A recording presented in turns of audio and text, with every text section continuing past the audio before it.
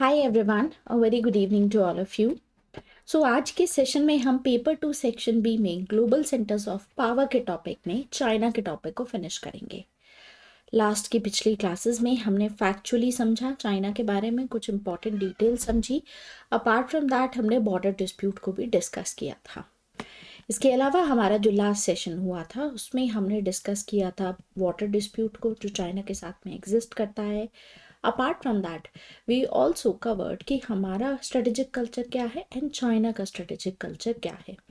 साथ ही साथ हमने एक्सपर्ट ओपिनियंस भी समझे, हमने तिब्बत का इशू देखा, हमने समझा कि भारत का इसको लेकर के क्या स्टैंड है, आज के समय पे क्या चैलेंजेस हैं, सुहासिनी हैदर क्या कहती हैं तिब्बत कार्ड को लेकर के, क्या इंडिया को तिब्बत कार्ड प्ले करना चाहिए या नहीं। एंड अपार्ट फ्रॉम दिस हमने समझा कि जो बॉर्डर डिस्प्यूट्स हमारे एग्जिस्ट करते हैं उसको लेकर के कुछ guiding principles and political parameters 2003 में डिसाइड किए गए थे, जिसके चलते जो है डिस्प्यूट रेजोल्यूशन होना था। 3 स्टेप्स थे जिसके अंदर 2 स्टेप्स हो चुके थे, और थर्ड स्टेप जिसमें एक्सचेंज ऑफ मैप होना था वो अभी तक चाइना की तरफ से नहीं हुआ है, ना ही चाइना कोई अर्जेंसी शो कर रहा है। इसके अलावा हमने गालवान क्लैशेस के बारे में थोड़ा सा समझा कि इस तरीके के क्लैशेस होते रहते हैं। ब्रह्मपुत्रा डिस्प्यूट हमने समझा, एंड अपार्ट फ्रॉम दैट हमने one China policy, Hong Kong crisis, Tiananmen square में 1989 में क्या हुआ इसको डिस्कस किया था। उइगुर मुस्लिम्स का इशू भी हमने लास्ट क्लास में समझ लिया था। अब आज हम समझेंगे, finally will start with South China Sea dispute, Belt and road Initiative, China Pakistan Economic Corridor जैसे टॉपिक्स। तो स्टार्ट करते हैं साउथ चाइना सी डिस्प्यूट को लेकर के। Recently South China Sea dispute news में भी था। उसका कारण ये है कि चाइना यहाँ पर बार बार जो है, ये जो 3 आइलैंड्स दिख रहे हैं आपको, Paracel Island, Scarborough Shoal and Spratly Island, यहाँ पर जो है इलीगल एक्टिविटीज़ करता रहता है, मतलब एक्सपेंशन करता रहता है। यहाँ पर जो है आइलैंड्स बनाए जा रहे हैं, वहाँ पर अपना मिलिट्री एयर स्ट्रिप वगैरह बनाता है चाइना, ताकि कल को क्लेम करने में उसको आसानी हो। तो नाम आपको यहाँ पर ये याद रखने हैं। दूसरा आपको याद रखना है कि जो साउथ चाइना सी डिस्प्यूट है इसमें China, Taiwan, Philippines, ब्रूने, Malaysia and Vietnam जैसे कंट्रीज इन्वॉल्व हैं, जो इन आइलैंड्स को लेकर के डिस्प्यूट बताते हैं, बेसिकली क्लेम करते हैं। तो साउथ चाइना सी बहुत ही इंपॉर्टेंट है। इट्स अ मार्जिनल सी जो कि पैसिफिक ओशन का पार्ट है। सबसे इम्पॉर्टेंट चीज़ ये है कि साउथ चाइना सी जो है वो स्ट्रेट ऑफ मलक्का से एक्सटेंड होती हुई स्ट्रेट ऑफ ताइवान तक जो है एक्सटेंडेड है। तो साउथ चाइना सी के जो लिटरल स्टेट्स हैं वो हैं China, Taiwan, Philippines, Malaysia, Brunei, Indonesia, Singapore, Cambodia, Thailand and Vietnam. South China Sea इसीलिए भी सिग्निफिकेंट है because it's a very busy international waterway. यहाँ से जो है काफ़ी आप देखेंगे कि इंटरनेशनल ग्लोबल ट्रेड होता है, वर्थ मोर देन $5 ट्रिलियन का ट्रेड यहाँ से पास करता है। एंड इसके अलावा साउथ चाइना सी को लेकर के डिस्प्यूट इसलिए भी है because this is a rich source of hydrocarbons, यानी कि यहाँ पर फ्यूचर में ऑयल एंड गैस एक्सप्लोरेशन के बहुत ज़्यादा पोटेंशियल है। Natural resources in the form of polymetallic nodules यहाँ पर पाए जा सकते हैं, जो कि रिसोर्सेज का अगेन एक बहुत ही अच्छा सोर्स होगा। राइट, तो यहाँ पर जो आइलैंड्स हैं जो मेनली डिस्प्यूटेड हैं उसमें पार्सल आइलैंड्स आते हैं, स्पार्टले आइलैंड आते हैं, स्कारबोरो शोल आता है। तो साउथ चाइना सी डिस्प्यूट को अगर आप समझेंगे तो बेसिकली चाइना जो है 1947 के बाद से ये क्लेम करता है कि एक यहाँ पर आज के समय पे तो 9 डैश लाइन को यहाँ पर क्लेम किया जाता है चाइना की तरफ से। तो ये जो यू शेप की रेड लाइन आपको दिख रही है, तो ये पूरा क्लेम करते हुए चाइना कहता है कि ये पूरा एरिया हमारा है।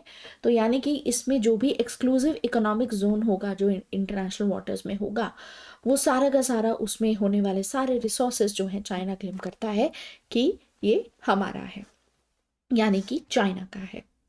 राइट, सो पहले 11 डैश लाइन हुआ करता था, आगे जाकर के 9 डैश लाइन यहाँ पर जो है प्रपोज किया गया। खैर, तो 1960s के बाद ही ये चीज़ सामने आई कि साउथ चाइना सी में बहुत ही huge reserve of oil and natural gas पाया जा सकता है, और तब से जो टेरिटोरियल क्लेम्स हैं साउथ चाइना सी को लेकर के काफ़ी ज़्यादा बढ़ गए। अब इंटरनेशनल वाटर्स को लेकर के मैंने आपको पहले भी बताया है कि we have UNCLOS. UNCLOS is the United Nation Convention on the law of Sea. तो अनक्लॉस लाया गया था 1994 में।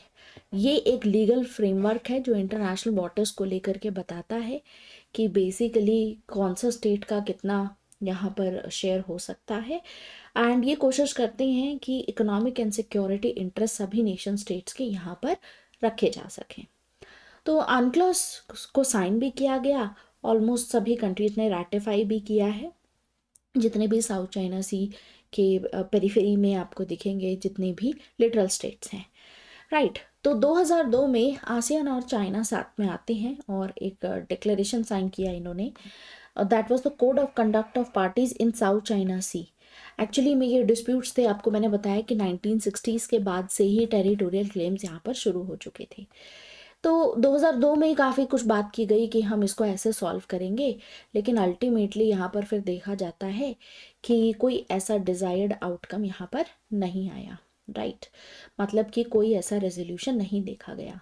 फिर उसके कुछ साल बाद मलेशिया और वियतनाम ने भी एक कमीशन बनाया, एंड यहाँ पर डिसाइड किया गया कि कैसे क्लेम्स जो हैं ये करते हैं अपने, तो उसको कैसे मतलब रिजॉल्व किया जाए। बट अगेन कुछ सॉल्व यहाँ पर नहीं किया गया। फिर एक बार हुआ कि वियतनाम और फिलीपाइंस जैसी countries permanent court of arbitration में इस डिस्प्यूट को लेकर के गई, एंड वहाँ पर जो रूलिंग आई वो चाइना के खिलाफ आई। अब ऑब्वियस सी बात है कि चाइना यहाँ पर रिजेक्ट करता है, ऐसी रूलिंग्स को नहीं मानता है, राइट। तो आसियान कंट्रीज और साउथ चाइना सी इनके बीच में बेसिकली एक इम्पॉर्टेंट लिंक है। वो ये लिंक है कि ओवर द ईयर्स अगर आप देखेंगे कि आसियान की पोजीशन जो है साउथ चाइना सी डिस्प्यूट में कमज़ोर होती चली गई है, एंड चाइना जिस तरीके से राइज करता रहा, तो बहुत ज़रूरी था आसियान कंट्रीज़ के लिए कि चाइना की जो डोमिनेंस है इस एरिया में वो किसी तरीके से दूर रखी जा सके। तो आसियान का अभी साउथ चाइना सी को लेकर के यही मानना है, उनके क्लेम्स हैं यहाँ पर, दिस इज़ डिस्प्यूटेड एंड कोई यहाँ पर रेजोल्यूशन नहीं आ रहा है।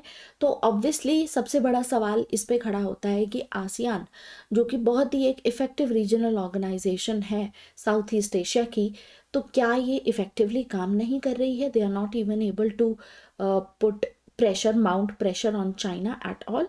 तो उसकी क्रेडिबिलिटी पे यहाँ पर क्वेश्चन खड़ा होता है। इसके अलावा अगर यूएस का स्टैंड समझे साउथ चाइना सी पे, देखिए यूएस का साउथ चाइना सी में कोई क्लेम नहीं है, लेकिन यूएसए काफ़ी क्रिटिकल रहा है साउथ चाइना सी को लेकर के। यूएसए यहाँ पर कहता है कि फ्रीडम ऑफ नेविगेशन होना चाहिए, यहाँ से काफ़ी ज़्यादा ट्रेड पास करता है क्योंकि ताइवान है, जापान है, साउथ कोरिया जैसे डेवलप्ड कंट्रीज़ हैं। तो आप यहाँ पर देखेंगे कि $5 ट्रिलियन का trade on an annual basis अगर हो रहा है, ये कोई छोटी बात नहीं है।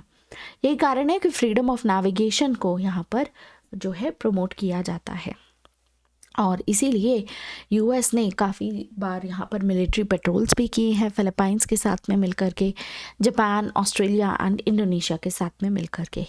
बाकी यूएसए धीरे धीरे जो है फाइनेंशियल सपोर्ट आसियान कंट्रीज़ को यहाँ पर प्रोवाइड कर रहा है, उनकी मिलिट्री कैपेबिलिटीज़ को भी थोड़ा इन्हांस करने की यहाँ पर कोशिश कर रहा है, और इसीलिए आप यहाँ पर बायलेटरल लेवल पे डिफेंस कोलैबोरेशन यूएस और आसियान कंट्रीज़ के बीच में देखेंगे। अब यूएस का भी समझ में आता है, बट व्हाट अबाउट इंडिया?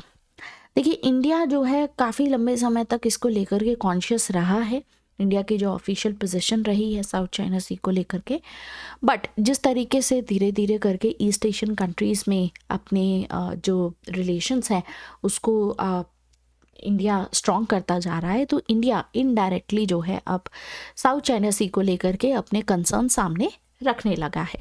तो इंडिया कहता है कि चाइना जो है इलेजिटिमेट तरीके से साउथ चाइना सी पे अपनी क्लेम रख रहा है।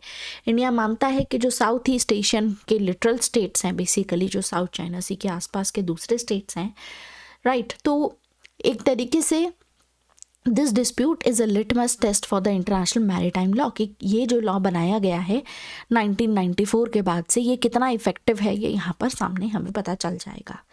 इसके अलावा हेग ट्रिब्यूनल वर्डिक्ट में साउथ चाइना सी में जो है उसके बाद जो भी ट्रिब्यूनल आपको मैंने बताया कि परमानेंट कोर्ट ऑफ आर्बिट्रेशन ने चाइना के खिलाफ रूलिंग दी थी, तो उसमें इंडिया ने यहाँ पर एक प्रिंसिपल स्टैंड रखा। इंडिया ने भी यूएस की तरह कहा कि we support freedom of navigation और यहाँ पर कमर्शियल एक्सेस सभी को प्रोवाइड किया जाए। तो चाइना ने यहाँ पर काफ़ी बार प्रोटेस्ट करता है कि इंडिया वियतनाम में साउथ चाइना सी के जो उनका जो इकोनॉमिक एक्सक्लूसिव जोन है वहाँ पर एक्सप्लोर कर रहा है ऑयल को, गैस को, तो उसको लेकर के चाइना प्रोटेस्ट करता है। China does not like that. हालांकि इंडिया कहता है कि इस डिस्प्यूट को लेकर के कोई भी अगर सोल्यूशन आएगा तो सेटलमेंट जो भी होना चाहिए वो यहाँ पर इन सभी पार्टीज़ के साथ में प्रॉपर फेयर तरीके से नेगोशिएशन होना चाहिए। ठीक है, तो ओवरऑल हम ये कह सकते हैं कि साउथ चाइना सी जो है यहाँ पर आपको आने वाले समय में भी और भी कॉन्फ्लिक्ट्स काफ़ी बार ये न्यूज़ में आपको दिखेगा, क्योंकि यहाँ पर इलीगल कंस्ट्रक्शन हो रहा है चाइना की तरफ से। आर्टिफिशियल आइलैंड्स बनाए जा रहे हैं और न्यूक्लियर पावर प्लांट्स भी इन आइलैंड्स पे बनाए जा रहे हैं, जो कि आगे जा कर के काफ़ी सिग्निफिकेंट कंसर्न एनवायरनमेंट के लिए भी यहाँ पर थ्रेट एक देखने को मिल सकता है। तो साउथ चाइना सी की सिचुएशन जो है वो कुछ ऐसी है कि जब तक बॉर्डरिंग कंट्रीज़ जो हैं वो अपना माइंडसेट चेंज नहीं करते हैं स्पेसिफिकली इसको लेकर के, मतलब पॉइंट ये है कि एक टाइप का कोऑपरेटिव मैनेजमेंट शायद हो सकता है यहाँ पर, कुछ फंक्शनलिज्म सॉर्ट ऑफ हम इस एरिया को देख करके कह सकते हैं कि सभी कंट्रीज़ मिल करके कोऑपरेट करें। Maybe that is one way of dealing with it, because China तो एक्सपेंशनिस्ट है, वी ऑल नो दैट। अब फिर उसी में इंडो पैसिफिक, क्योंकि South China Sea is part of the Pacific Ocean और आज के समय पे इंडो पैसिफिक एरिया को लेकर के काफ़ी बात होती है, तो इंडो पैसिफिक पे थोड़ा सा बात कर लेते हैं कि इंडो पैसिफिक का जो जियो पॉलिटिकल क्लाउड है बहुत तेज़ी से चेंज हो रहा है। अब 2024 में हम एंटर कर चुके हैं, तो इंडो पैसिफिक रीजन जो है काफ़ी इम्पॉर्टेंट पिछले 5 सालों में डेवलपमेंट हुआ है। ठीक है, आप ये देखेंगे कि काफ़ी इंटरस्टेट टेंशन्स भी देखी गई हैं, but at the same time diplomatically और मिलिट्री वाइज भी कंट्रीज़ मिल करके प्रिपेयर कर रही हैं। तो जब भी इंडो पैसिफिक की बात आती है, जियो इकोनॉमिकली कैसे इम्पॉर्टेंट है, जियो पॉलिटिकली कैसे इम्पॉर्टेंट है, ये हमें थोड़ा सा जानना ज़रूरी होता है। तो जब भी इंडो पैसिफिक की बात होती है specifically economic point of view से, तो आपको यहाँ पर ऐसी 9 बड़ी कंट्रीज़ दिखेंगी जो की प्लेयर्स हैं इंडो पैसिफिक एरिया में, जिसमें Indian ocean plus Pacific ocean का आपको यहाँ पर दिखेगा कि इस पूरे कोलैबोरेशन अगर हम करते हैं तो उसमें मेजर प्लेयर्स कौन से हो सकते हैं। तो we have US Pacific side पे, चाइना यहाँ पर आ जाता है, जापान है पैसिफिक साइड पे, इंडिया इंडियन ओशन का पार्ट है, we have Germany also here playing a major role, UK, Russia, Australia and France. तो ये ऐसे 9 कंट्रीज़ हैं जो की प्लेयर्स हैं। तो आप ये देखेंगे कि सबसे पहले तो यहाँ पर आपको वो 5 परमानेंट मेंबर्स दिख रहे हैं, प्लस इसके अलावा यू कैन सी ब्राज़ील को अगर हम निकाल दें तो G4 के जितने भी कंट्रीज़ हैं उसमें से you can see here Germany, इसके अलावा जापान एंड इंडिया इसका पार्ट है, and on the other hand we have Australia as well. तो ब्राज़ील को हटा दीजिए अगर, तो ऑटोमेटिकली हम देखते हैं कि ये 9 की प्लेयर्स हमारे सामने आ जाते हैं। तो जियो पॉलिटिकली, जियो इकोनॉमिकली जो है आज के समय पे यही देश हैं, इनके बीच में जो इंट्रैक्शन हो रहा है, इनके बीच में जो भी आपस में कम्युनिकेशन हो रहा है, मेनली वही चीज़ इंडो पैसिफिक के पूरे इकोनॉमिक या पॉलिटिकली क्या डेवलपमेंट होने वाला है उसको इम्पैक्ट करेगा। जैसे कि एग्जांपल के तौर पे यूएस चाइना के रिलेशंस हम देखते हैं, तो यूएस चाइना की इक्वेशन कैसी रहेगी उस पर असर बहुत पड़ेगा इंडो पैसिफिक रीजन पे। अपार्ट फ्रॉम दैट हम देखते हैं कि सभी कंट्रीज़ के बीच में स्पेसिफिकली अगर चाइना को यहाँ पर देखा जाए, so we can see a lot of competition यहाँ पर कंटेन करने के लिए काफ़ी कुछ यहाँ पर किया भी जा रहा है। ठीक है, और इंडो पैसिफिक को ध्यान में रखते हुए इसीलिए काफ़ी सारे इनिशिएटिव्स जैसे क्वाड हो गया, apart from that we have AUKUS Australia, UK and US के बीच का जो एक सॉर्ट ऑफ आप कह सकते हैं अलायंस या पार्टनरशिप सॉर्ट ऑफ यहाँ पर इंट्रोड्यूस की गई है 2021 में। तो ये एक टाइप का सिक्योरिटी पैक्ट है कि इंडो पैसिफिक रीजन में किस तरीके से सिक्योरिटी मेंटेन की जाएगी, आपस में कैसे मिलकर के ये लोग एफर्ट्स करेंगे और चाइना को काउंटर करने की कोशिश करेंगे। ऑकस का फ़ायदा ये है कि इसमें अगर आप ऑस्ट्रेलिया को देखें तो ऑस्ट्रेलिया एक न्यूक्लियर पावर्ड कंट्री नहीं है, it's not a nuclear state, लेकिन इस पैक्ट के थ्रू, इस सिक्योरिटी पैक्ट के थ्रू अलाउ किया जाएगा कि ऑस्ट्रेलिया न्यूक्लियर पावर्ड सबमरीन्स बना सकता है। ये टेक्नोलॉजी यूएस प्रोवाइड करेगा इसको, एंड इस पैक्ट के चलते और भी सारे एरियाज़ हैं जैसे आर्टिफिशियल इंटेलिजेंस या दूसरी टेक्नोलॉजीज़, वो भी एक्सप्लोर यहाँ पर की जाएंगी। अब इस पार्टनरशिप को लेकर के चाइना का रिएक्शन ऑब्वियसली यही था कि चाइना कहता है कि दिस इज़ एक्सट्रीमली इररिस्पॉन्सिबल। अब आपको याद होगा कि ऑस्ट्रेलिया को लेकर के शायद मैंने आपको पहले भी बताया था कि ऑस्ट्रेलिया ने जब ये कहा कि हमें पैंडेमिक को लेकर के जानना होगा कि कहाँ पर गलती हुई, चाइना में कहाँ से इसका ऑरिजिन हुआ है, उसका पूरा मतलब ऑस्ट्रेलिया डिसाइडेड कि let's go for that, let's find out the roots of that situation. तो उसके चलते चाइना और ऑस्ट्रेलिया के रिलेशंस काफ़ी ख़राब हो गए। इनफैक्ट चाइना क्या किया करता था, ऑस्ट्रेलिया से काफ़ी सारी वाइन इंपोर्ट किया करता था, तो वो पूरा ट्रेड जो है वहाँ पर बैन कर दिया गया, प्रेशर बनाने के लिए कि आप ये सब चीज़ें नहीं कर सकते हैं। बिकॉज चाइना नहीं चाहता था कि पैंडेमिक को लेकर के चाइना की गवर्नमेंट ने जो भी आप कह सकते हो कि इररिस्पॉन्सिबल बिहेवियर यहाँ पर देखा गया है, मिसमैनेजमेंट देखा गया है, वो इंटरनेशनल स्फेयर में हाईलाइट किया जाए। बिकॉज इसका पूरा सीधा असर जो है पूरी दुनिया पे पड़ा है, पैंडेमिक की वजह से बहुत सारे लोगों की जान भी गई है। तो इसीलिए जो फॉरेन मिनिस्ट्री स्पोक्समैन हैं चाइना के, उनका ये कहना था कि ऑकस पैक्ट के थ्रू आप इंडो पैसिफिक रीजन, इस रीजन की स्पेसिफिकली जो पीस है, जो स्टेबिलिटी है, उसको कहीं ना कहीं खतरे में डाल रहे हो। आप यहाँ पर आर्म्स रेस इंटेंसिफाई करना चाहते हो, यानी कि एक तरीके से एक ऐसी कंट्री जो न्यूक्लियर पावर्ड नहीं है, जिसके पास न्यूक्लियर वेपन्स भी नहीं है, आप उनको अलाउ कर रहे हो कि वो न्यूक्लियर पावर्ड सबमरीन बना ले। So this is going to intensify the arms race. तो ये एग्जाम्पल आपको यहाँ पर रियलिज्म का ही देखने को मिलेगा कि रियलिस्ट पर्सपेक्टिव से ही ऑकस जो है उसको लाया गया। अब साथ ही साथ यहाँ पर देखते हैं कि इसके अलावा क्वांटम टेक्नोलॉजीज़, अंडर सी टेक्नोलॉजीज़ में भी साइबर कैपेबिलिटीज़ आपस में, इसमें भी एफर्ट्स जो हैं ये तीनों कंट्रीज़ करेंगे। ठीक है, बाकी जब ये पैक्ट साइन किया गया तो इंडिया को भी इसकी ब्रीफिंग दी गई कि क्योंकि यूएसए अब ऑकस पे ध्यान दे रहा है, इसका मतलब ये नहीं है कि यूएसए क्वाड पे अब फोकस नहीं करेगा। तो इस तरीके के कम्युनिकेशन या इस तरीके की ब्रीफिंग देना अच्छा रहता है, क्योंकि ट्रस्ट बना रहता है आपस में। आपको पता ही है कि इंटरेक्शन अगर कम रहेगा, कम्युनिकेशन कम रहेगा, तो मिस इंटरप्रिटेशन ज़्यादा होता है।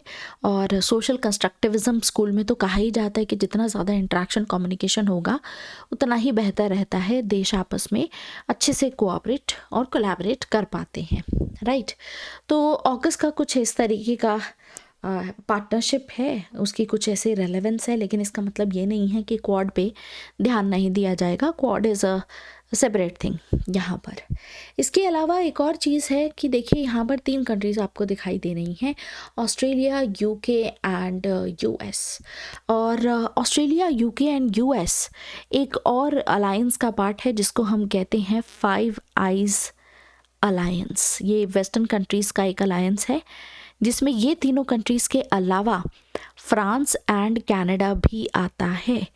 लेकिन इस के चलते, क्योंकि इसमें कनाडा और फ्रांस को इंक्लूड नहीं किया गया और ये कंट्रीज़ आपस में इंटेलिजेंस शेयरिंग वगैरह करती हैं, तो it puts a question mark on that as well, right. तो ये एक ऑब्वियसली चाइना सेंट्रिक मूव है। आप कह सकते हैं कि this is nothing but a containment policy, कि चाइना को कैसे कंटेन किया जाए। क्योंकि एक समय पे हुआ करता था जब हम चाइना के साथ में जो है फॉलो किया करते थे कोऑपरेशन एंड कंपटीशन वाली पॉलिसी, लेकिन आज के समय पे 2024 के हिसाब से अगर मैं बात करूं तो ये कोऑपरेशन एंड कंपटीशन अब बदल चुका है। अब काउंटर एंड कंटेनमेंट पॉलिसीज़ देखने को मिल रही हैं, राइट। तो इस तरीके की पॉलिसीज़ को ज़्यादा प्रेफरेंस मिल रही है, तो रियलिज्म हमें दिखाई दे रहा है। तो थोड़ा सा आप 5 आइज़ अलायंस के बारे में पढ़ लीजिएगा। कोल्ड वॉर के समय पे ये अलायंस बनाया गया था, राइट। अब इसका सिग्निफिकेंस क्या है इंडिया पे? ऑब्वियसली अगर इस तरीके के पावरफुल एलाइज होते हैं तो वो इंडिया को भी पावरफुल करने में काफ़ी हेल्प करेगा, स्ट्रेंथन करने की कोशिश करेगा। क्योंकि अगर ये पार्टनरशिप स्ट्रांग होती है तो ऑब्वियस है कि इसकी वजह से क्वाड की पार्टनरशिप भी और ज़्यादा स्ट्रांग हो जाएगी। तो ऐसे में इंडिया जैसे जो पार्टनर्स हैं जो क्वाड का पार्ट है उसको और ज़्यादा वेटेज मिलेगी और इंडो पैसिफिक रीजन में एक sort of military balance provide करने में भी काफ़ी हेल्प मिलेगा। तो ओवरऑल हम ये कह सकते हैं कि ऑकस की वजह से क्वाड को अंडर एस्टिमेट नहीं किया गया है, उल्टा इसको और ज़्यादा स्ट्रेंथन यहाँ पर किया जा सकता है। और ऑब्वियसली इस तरीके की जो पार्टनरशिप या कभी भी अलायंस बनाया जाएगा तो चाइना उसके हमेशा ही खिलाफ बोलेगा और that is something which is overall अगर हम देखा जाए कि चाइना को कंटेन करने के लिए कोई भी एक्शन लिया जा रहा है तो it is a strategic positive for India. एक तरीके से ये बहुत ही पॉजिटिव डेवलपमेंट है जो इंडिया को भी बेनिफिट करेगी। ठीक है, हालांकि कंसर्न्स यही हैं कि this can upset the balance of power in Indo Pacific region, tensions और इमर्ज हो सकती हैं यहाँ पर। इसके अलावा न्यूक्लियर सबमरीन अब ऑस्ट्रेलिया के पास में भी आ जाएगी तो क्राउडिंग हो जाएगी और भी कंट्रीज़ बोलेंगे हमें भी चाहिए, वो भी चीज़ है। इसके अलावा काफ़ी सारे डाउट्स यहाँ पर रखे गए हैं लॉयल्टीज़ को लेकर के, क्योंकि देखिए फ्रांस को यहाँ पर इंक्लूड नहीं किया गया तो उस मामले में फ्रांस थोड़ा सा नाराज़ था, लेकिन इंडिया और फ्रांस के बीच में यहाँ पर डिफेंस कोऑपरेशन लेटली काफ़ी स्ट्रांग हो रहा है, राइट। तो इंडिया फ्रांस के रिलेशंस इस वजह से बेहतर भी हो रहे हैं, तो this is again a very positive development. बाकी अब यहाँ पर आपको इसीलिए इंडो पैसिफिक में मल्टीलेटरलिज्म बहुत तेज़ी से बढ़ता हुआ दिखाई देगा। पहले क्वाड था, अब ऑकस है, तो नए नए पार्टनरशिप्स, नए नए अलायंसेस फ्यूचर में यहाँ पर देखे जा सकते हैं।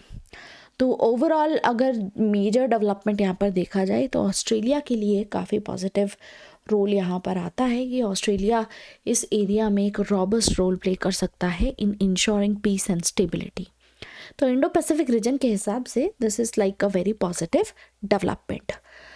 अब जब क्योंकि हम इंडो पैसिफिक की बात कर रहे हैं तो थोड़ा सा इंडियन ओशन पे आते हैं, और इंडियन ओशन में इंडिया को एनसर्कल करने के लिए चाइना किस तरीके का दिमाग लगा रहा है उस बारे में हम बात करते हैं। तो बात करते हैं हम स्ट्रिंग ऑफ पर्ल्स पॉलिसी के बारे में, और इसका जवाब देने के लिए भारत ने अपनी फॉलो की है नेकलेस ऑफ डायमंड स्ट्रैटेजी।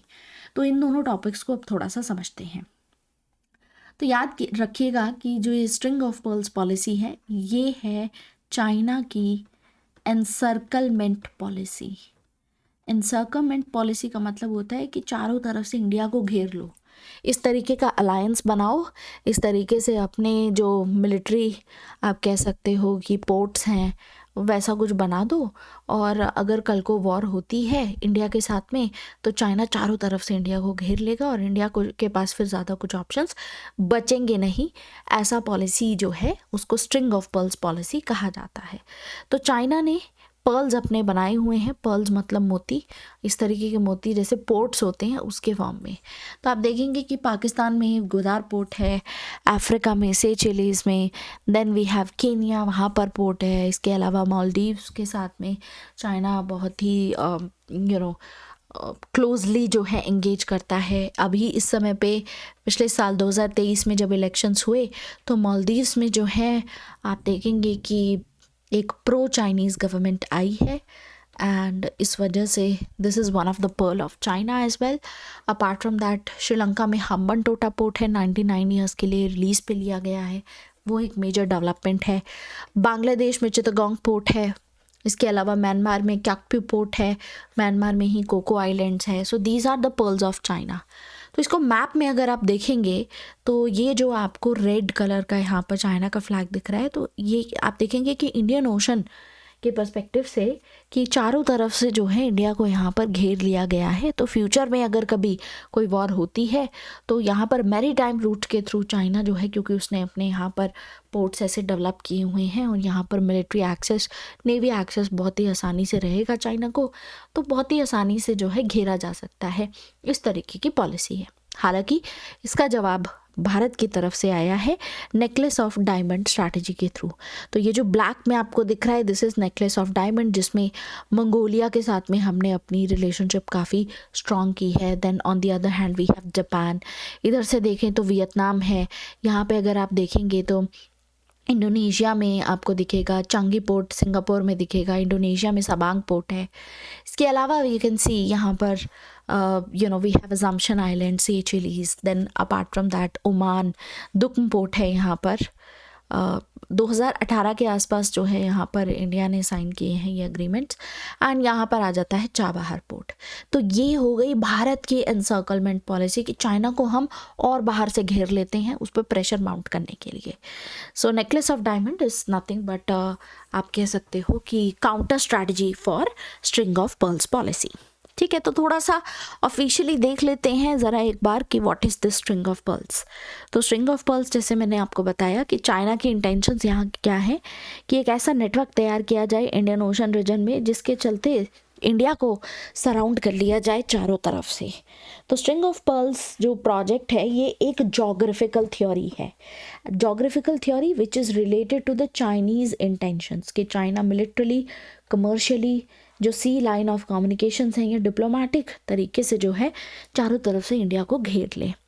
तो हर एक जो पर्ल है, जो मोती है चाइना का यहाँ पर, वहाँ पर चाइना का प्लान यही है कि एक टाइप का यहाँ पर परमानेंट चाइनीज़ मिलिट्री इंस्टॉल कर दी जाए इन लोकेशंस पे। एंड इस डेवलपमेंट में आप देखेंगे कि बहुत सारे पोर्ट्स बनाए गए हैं ऑलरेडी, मैंने इन पोर्ट्स का नाम आपको बता दिया है। तो इस तरीके के जो कमर्शियल पोर्ट्स हैं आपको इनके नाम भी याद रखने हैं, समटाइम्स आपको प्रीलिम्स में भी पूछा जा सकता है।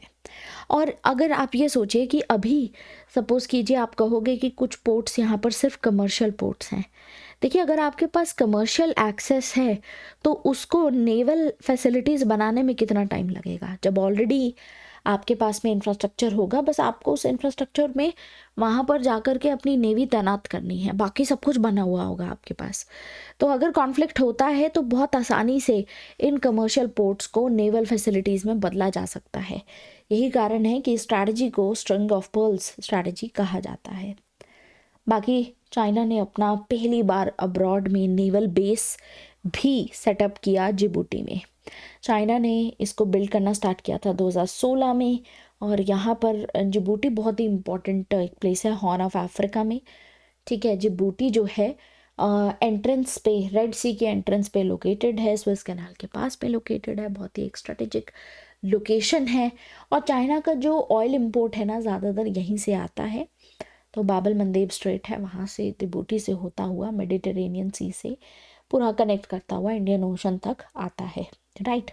तो चाइना यहाँ पर इस बेस को यूज़ करेगा स्पेसिफिकली एंटी पायरेसी के लिए, यूएन पीस कीपिंग के लिए। चाइना ने कहा कि ह्यूमैनिटेरियन रिलीफ मिशंस भी यहाँ से प्रोवाइड किए जाएंगे। बाकी चाइना के अलावा आप देखें तो बड़े बड़े दूसरे भी जो पावर्स हैं, ग्रेट पावर्स हैं, जिसमें फ्रांस आता है, जापान है, यूएस है, इनके भी यहाँ पर मिलिट्री बेस हैं जिबूटी में।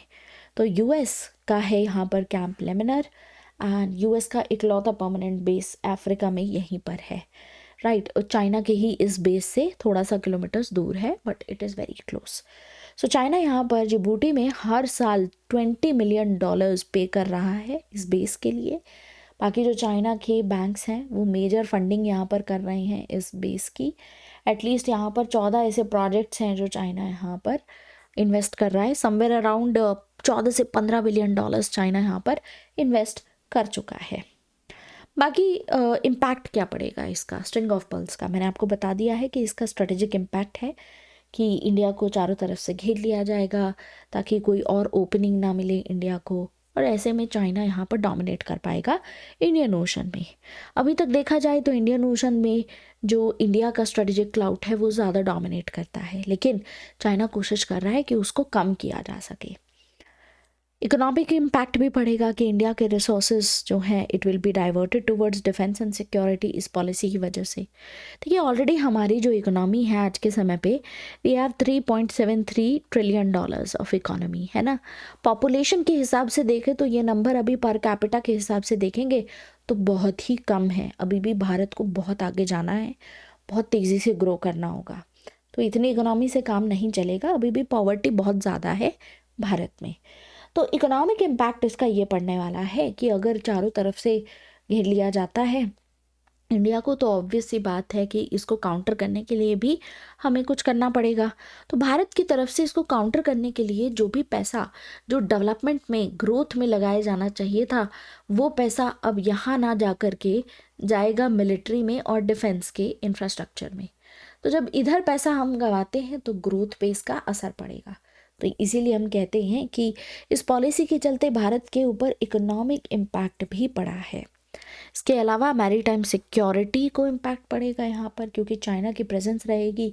तो मैरीटाइम पॉइंट ऑफ व्यू से भारत की जो सिक्योरिटी है स्पेसिफिकली वाटर के फ्रंट से, वो काफ़ी थ्रेट हमारे लिए हो सकता है। तो इसीलिए चाइना आजकल आप देखेंगे कि बहुत सारी सबमरीन्स, जो सबमरीन डिस्ट्रॉयर्स होते हैं, वेसल्स हैं, शिप्स हैं, इसमें बहुत ज़्यादा जो है इन्वेस्ट कर रहा है। तो विच मीन्स कि मैरीटाइम सिक्योरिटी हमारी फ्यूचर में खतरे में हो सकती है।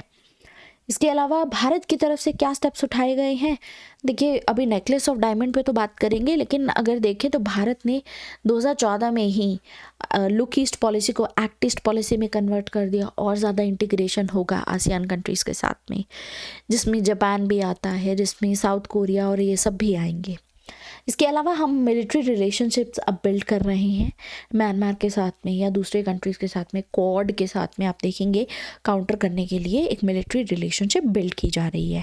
बाकी ईरान में चाबहार पोर्ट है, वो डेवलप कर रहे हैं हम, ताकि एक नया लैंड रूट हमारे लिए क्रिएट हो सके, ताकि हम सेंट्रल एशियन कंट्रीज़ को भी एक्सेस कर सकें पाकिस्तान को बाईपास करके।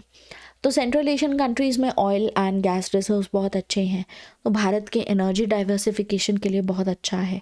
इसके अलावा हम फ्रांस के साथ में स्ट्रेटेजिक पैक्ट साइन कर रहे हैं। बाकी हम चाइना को नॉर्थ से भी काउंटर करने की कोशिश कर रहे हैं सेंट्रल एशिया एंड मंगोलिया के थ्रू। इसके अलावा हमने भी नेवल बेसिस और एयरफील्ड इस तरीके की बनानी शुरू कर दी हैं। लाइक दुखम पोर्ट मैंने आपको बताया ओमान में, ऐसे ही चांगी पोर्ट है सिंगापुर में। Then we have Andaman and Nicobar में भी काफ़ी सारे बेसिस हम एक्सपैंड कर रहे हैं। इसके अलावा जो है आप सबांग पोर्ट देखेंगे इंडोनेशिया में, that is another naval facility. बाकी एशिया अफ्रीका ग्रोथ कॉरिडोर पे जापान के साथ में मिलकर के हम इन्वेस्ट कर रहे हैं। इस बारे में हम जब इंडिया जापान को डिस्कस करेंगे तो उस बारे में भी बात करेंगे कि 2017 में जो है एशिया अफ्रीका ग्रोथ कॉरिडोर जो है वो अनाउंस किया गया। अब ये जो एशिया अफ्रीका ग्रोथ कॉरिडोर है, ये मुंह तोड़ जवाब है चाइना के बेल्ट एंड रोड इनिशिएटिव को। तो चाइना जिस तरीके की हरकतें बेल्ट एंड रोड इनिशिएटिव में कर रहा है, जैसे कि इसकी एक ब्रांच है चाइना पाकिस्तान इकोनॉमिक कॉरिडोर, ये डायरेक्टली इंडिया की सॉवरेनिटी को जो है इम्पैक्ट करता है, उसके टेरिटोरियल इंटीग्रिटी को इम्पैक्ट करता है। तो इस तरीके के काउंटर प्रोजेक्ट्स भी होना बहुत ज़रूरी है। देन क्वाड इनिशिएटिव हो गया। बाकी भारत इंटरनली भी अपनी नेवल पावर को धीरे धीरे मॉडर्नाइज कर रहा है। इसके अलावा नेकलेस ऑफ डायमंड स्ट्रेटजी के बारे में बात करते हैं। तो हम सभी को ये पता है कि चाइना की स्ट्रिंग ऑफ पॉलिसी की स्ट्रैटेजी है। रीसेंट ऐसी सैटेलाइट इमेजेस भी देखी गई जहाँ पर ये देखा गया कि चाइना जो जिबूटी का मिलिट्री बेस है उसको भी मॉडर्नाइज बहुत तेज़ी से कर रहा है। तो चाइना जो है, जो भी स्ट्रेटेजिकली लोकेटेड कंट्रीज़ हैं उनको कहता है कि हम आपके यहाँ पर डेवलपमेंट करेंगे सारा, आप हमसे लोन लीजिए इंफ्रास्ट्रक्चर बनाने का, और कुछ टाइम के लिए वो हमें इंफ्रास्ट्रक्चर यूज़ करने दीजिएगा, उसके बाद वो इंफ्रास्ट्रक्चर हम बना के आप ही को सौंप देंगे। तो इस तरीके के मतलब इकोनॉमिक डिप्लोमेसी सॉर्ट ऑफ, या आप कह सकते हो कि चाइना प्ले करता है चेक बुक डिप्लोमेसी, मतलब पैसा फेंक करके प्रेशर बिल्ड करने की कोशिश करता है। या आप ऐसा कह सकते हो कि चाइना यहाँ पर अपनी हार्ड पावर एक्सरसाइज करता है। तो चाइना इन कंट्रीज़ को, इन छोटी कंट्रीज़ को प्रेशराइज करता है अपनी जियो स्ट्रेटेजिक इंटरेस्ट के लिए। इसको डेट ट्रैप पॉलिसी भी कहा जाता है। बाकी काउंटर एक्शन में इंडिया ने नेकलेस ऑफ डायमंड स्ट्रैटेजी लेकर के आए कि हम भी चाइना को चारों तरफ से घेर लेंगे। अब नेकलेस ऑफ डायमंड को लेकर के एज सच ऑफिशियली कहीं पर भी आप नहीं देखेंगे कि भारत सरकार ने ऑफिशियली कुछ कहा है, लेकिन भारत के जो फॉर्मर फॉरेन सेक्रेटरी हैं ललित मान सिंह, इन्होंने एक थिंक टैंक में ये बोल रहे थे, वहाँ पर स्पीच हो रही थी इनकी 2011 में। इस स्पीच में इन्होंने कहा था कि इंडिया अपनी रीजनल स्ट्रेटेजिक प्रायोरिटीज़ रख रहा है और इंडिया हर वो चीज़ कर रहा है जो चाइना को काउंटर करने के लिए हमें करना चाहिए, अपने इंटरेस्ट को प्रोटेक्ट करने के लिए हमें करना चाहिए। तो इसमें इन्होंने ये कहा था कि स्ट्रिंग ऑफ पर्ल्स डॉक्ट्राइन जैसे चाइना की है, वैसे ही भारत की अपनी भी डॉक्ट्राइन है, जिसको इन्होंने नाम दिया नेकलेस ऑफ डायमंड स्ट्रैटेजी। ठीक है, याद रखिए कि गवर्नमेंट ऑफ इंडिया का ऑफिशियल स्टांस में ऐसी कोई स्ट्रैटेजी नहीं है। ये बस ये क्योंकि थिंक टैंक का पार्ट थे और ये फॉर्मर फॉरेन सेक्रेटरी रह चुके हैं ऑब्वियसली, तो इनका जो स्टेटमेंट आता है वो अपने आप में बहुत ही वेटेज रखता है। तो वहाँ से फिर नेकलेस ऑफ डायमंड स्ट्रैटेजी की बात यहाँ पर होने लगी। तो नेकलेस ऑफ डायमंड के चलते सिंगापुर में चांगी नेवल बेस हो गया, इंडोनेशिया में सबांग हो गया, ओमान का दुख्म पोर्ट हो गया, सेचिलीज में एजाम्पशन आइलैंड है, ईरान में चाबहार पोर्ट है। अब देखेंगे 2018 में ये डेवलपमेंट्स हुए हैं। सेचिलीज के साथ में 2015 में एग्रीमेंट किया गया, बाकी चाबहार 2016 में ये एग्रीमेंट साइन किया गया। इसके अलावा अगर नेवल बेसिस के अलावा देखें तो मंगोलिया के साथ में भी हम अपने कोलैबोरेशन काफ़ी डीप कर रहे हैं। यहाँ पर एक बायलैटरल एयर कॉरिडोर भी बनाया गया है। इसके अलावा जापान के साथ में Asia Africa Growth corridor, Vietnam आप देखेंगे तो यहाँ पर भी हम इसके साथ भी अच्छे रिलेशंस रखे हैं। सेंट्रल एशिया पॉलिसी भारत की 2012 से काफ़ी स्ट्रांगली काम कर रही है। तो अगर हम इन सभी देशों के साथ हेल्दी रिलेशंस मेंटेन करते हैं, जो ये सभी देश चाइना की पेरिफेरी, चाइना के चारों तरफ ही हैं, तो चाइना को यहाँ पर प्रेशर क्रिएट करने में चाइना के ऊपर हमें काफ़ी हेल्प मिल सकती है। तो एक तरीके से आप ये कहेंगे कि ये है इंडिया की counter encirclement policy. Counter encirclement policy. So this is one thing about string of pearls and necklace of diamond. हालांकि देखिए इसको फ्रुक्टिफाई होने में मतलब अभी 20-30 साल लगेंगे कुछ सिग्निफिकेंट चेंजेस आने में। ऐसा नहीं है कि स्ट्रिंग ऑफ पर्ल्स आ गई और उसको काउंटर में नेकलेस ऑफ डायमंड आ गया तो बस अब तो काउंटर कर दिया हमने तो हो गया ख़त्म। नहीं, ऑन ग्राउंड में इंटरनेशनल रिलेशंस में टाइम लगता है चीज़ों को डेवलप होने में। तो अभी तो 20-30 साल लगेंगे फर्दर इसमें कोई डेवलपमेंट आने में, तब तक स्टेटस को यहाँ पर रहेगा। अब आगे बात करते हैं हम अगला मुद्दा जो है बेल्ट एंड रोड इनिशिएटिव का। बेल्ट एंड रोड इनिशिएटिव में इस समय पे आपको 3 रूट्स यहाँ पर दिखाई देंगे जिस पे चाइना काम कर रहा है। जो सबसे पहले 2013 में इंट्रोड्यूस किया गया था, तो सबसे पहले इंट्रोड्यूस किया गया यहाँ पर सिल्क रोड इकोनॉमिक बेल्ट। ठीक है, तो ये जो रेड में आपको दिखाई दे रहा है ये वाला, ये है सिल्क रोड इकोनॉमिक बेल्ट, ये अनाउंस की गई। इसके अलावा ये जो ब्लू में आपको दिख रहा है this is the maritime silk road initiative. तो ये दोनों 2013 में यहाँ पर इंट्रोड्यूस किए गए थे और फिर अभी रिसेंटली चाइना की तरफ से इसमें एडिशन हुआ जिसको कहा गया पोलार सिल्क रूट। अब आपको पता है क्लाइमेट चेंज की वजह से जो आर्कटिक ओशन है वो बहुत ही तेज़ी से पिघल रहा है, तो ऑब्वियस सी बात है कि जो आर्कटिक रूट ओपन होगा यहाँ से भी ट्रेडिंग की जा सकती है आसानी से। तो एक आर्कटिक रूट भी यहाँ पर जो है वो अनाउंस किया गया है। ठीक है, तो बेल्ट एंड रोड इनिशिएटिव आज के समय पे देखें तो $4 ट्रिलियन का पूरा प्रोजेक्ट है और यहाँ पर सप्लाई चेन जो है वो डेवलप की जाएगी। बेसिकली अगर देखा जाए इसमें तो रोड, रेल एंड पोर्ट्स वगैरह बनाए जाएंगे, इंफ्रास्ट्रक्चर बनाया जाएगा ऐसा ग्लोबल बेसिस पे, ताकि चाइना अपने जो प्रोडक्ट्स यहाँ पर मैन्युफैक्चर करता है वो सारे प्रोडक्ट्स जो हैं चाइना दूसरी मार्केट्स में बेच सके। ठीक है, देखिए चाइना ने 1978 में अपनी पॉलिसी शुरू की थी कि हम अपनी इकोनॉमी को ओपन कर रहे हैं। धीरे धीरे करके फिर चाइना का फोकस चाइना ने किया अपना इंटरनल डेवलपमेंट पे। इसीलिए आप देखेंगे कि जब 2008 का ग्लोबल फाइनेंशियल क्राइसिस आया तो चाइना की इकोनॉमी पे कोई असर नहीं पड़ा। क्यों? क्योंकि चाइना उस समय पे अपनी जो इंटरनल डिमांड्स थी उस पे फोकस कर रहा था। फिर उसके बाद जब इंटरनल डिमांड सारी कंप्लीट हो गई, चाइना को लगा कि अब अंदर ही अंदर तो स्लो डाउन हो चुका है, अब इतनी डिमांड नहीं जनरेट हो रही है, जो हम अचीव करना चाहते थे वो हो गया है। तब चाइना ने सोचा कि अब हमें बाहर के मार्केट्स में अपने प्रोडक्ट्स को बेचना होगा। ठीक है, वही सब चीज़ें जो यूएसए ने एक समय पे किया है। ठीक है, वही सब हो रहा था। अब हुआ ये कि चाइना का आप देखेंगे आसियान, यूरोपियन यूनियन, यूएस के साथ में इसीलिए कितना ज़्यादा ट्रेड हो रहा है एनुअल बेसिस पे, लेकिन उतना भी काफ़ी नहीं है। चाइना जिस हिसाब से प्रोडक्शन कर रहा है उस हिसाब से उसके प्रोडक्ट्स को मार्केट एक्सेस नहीं मिल पा रहा है।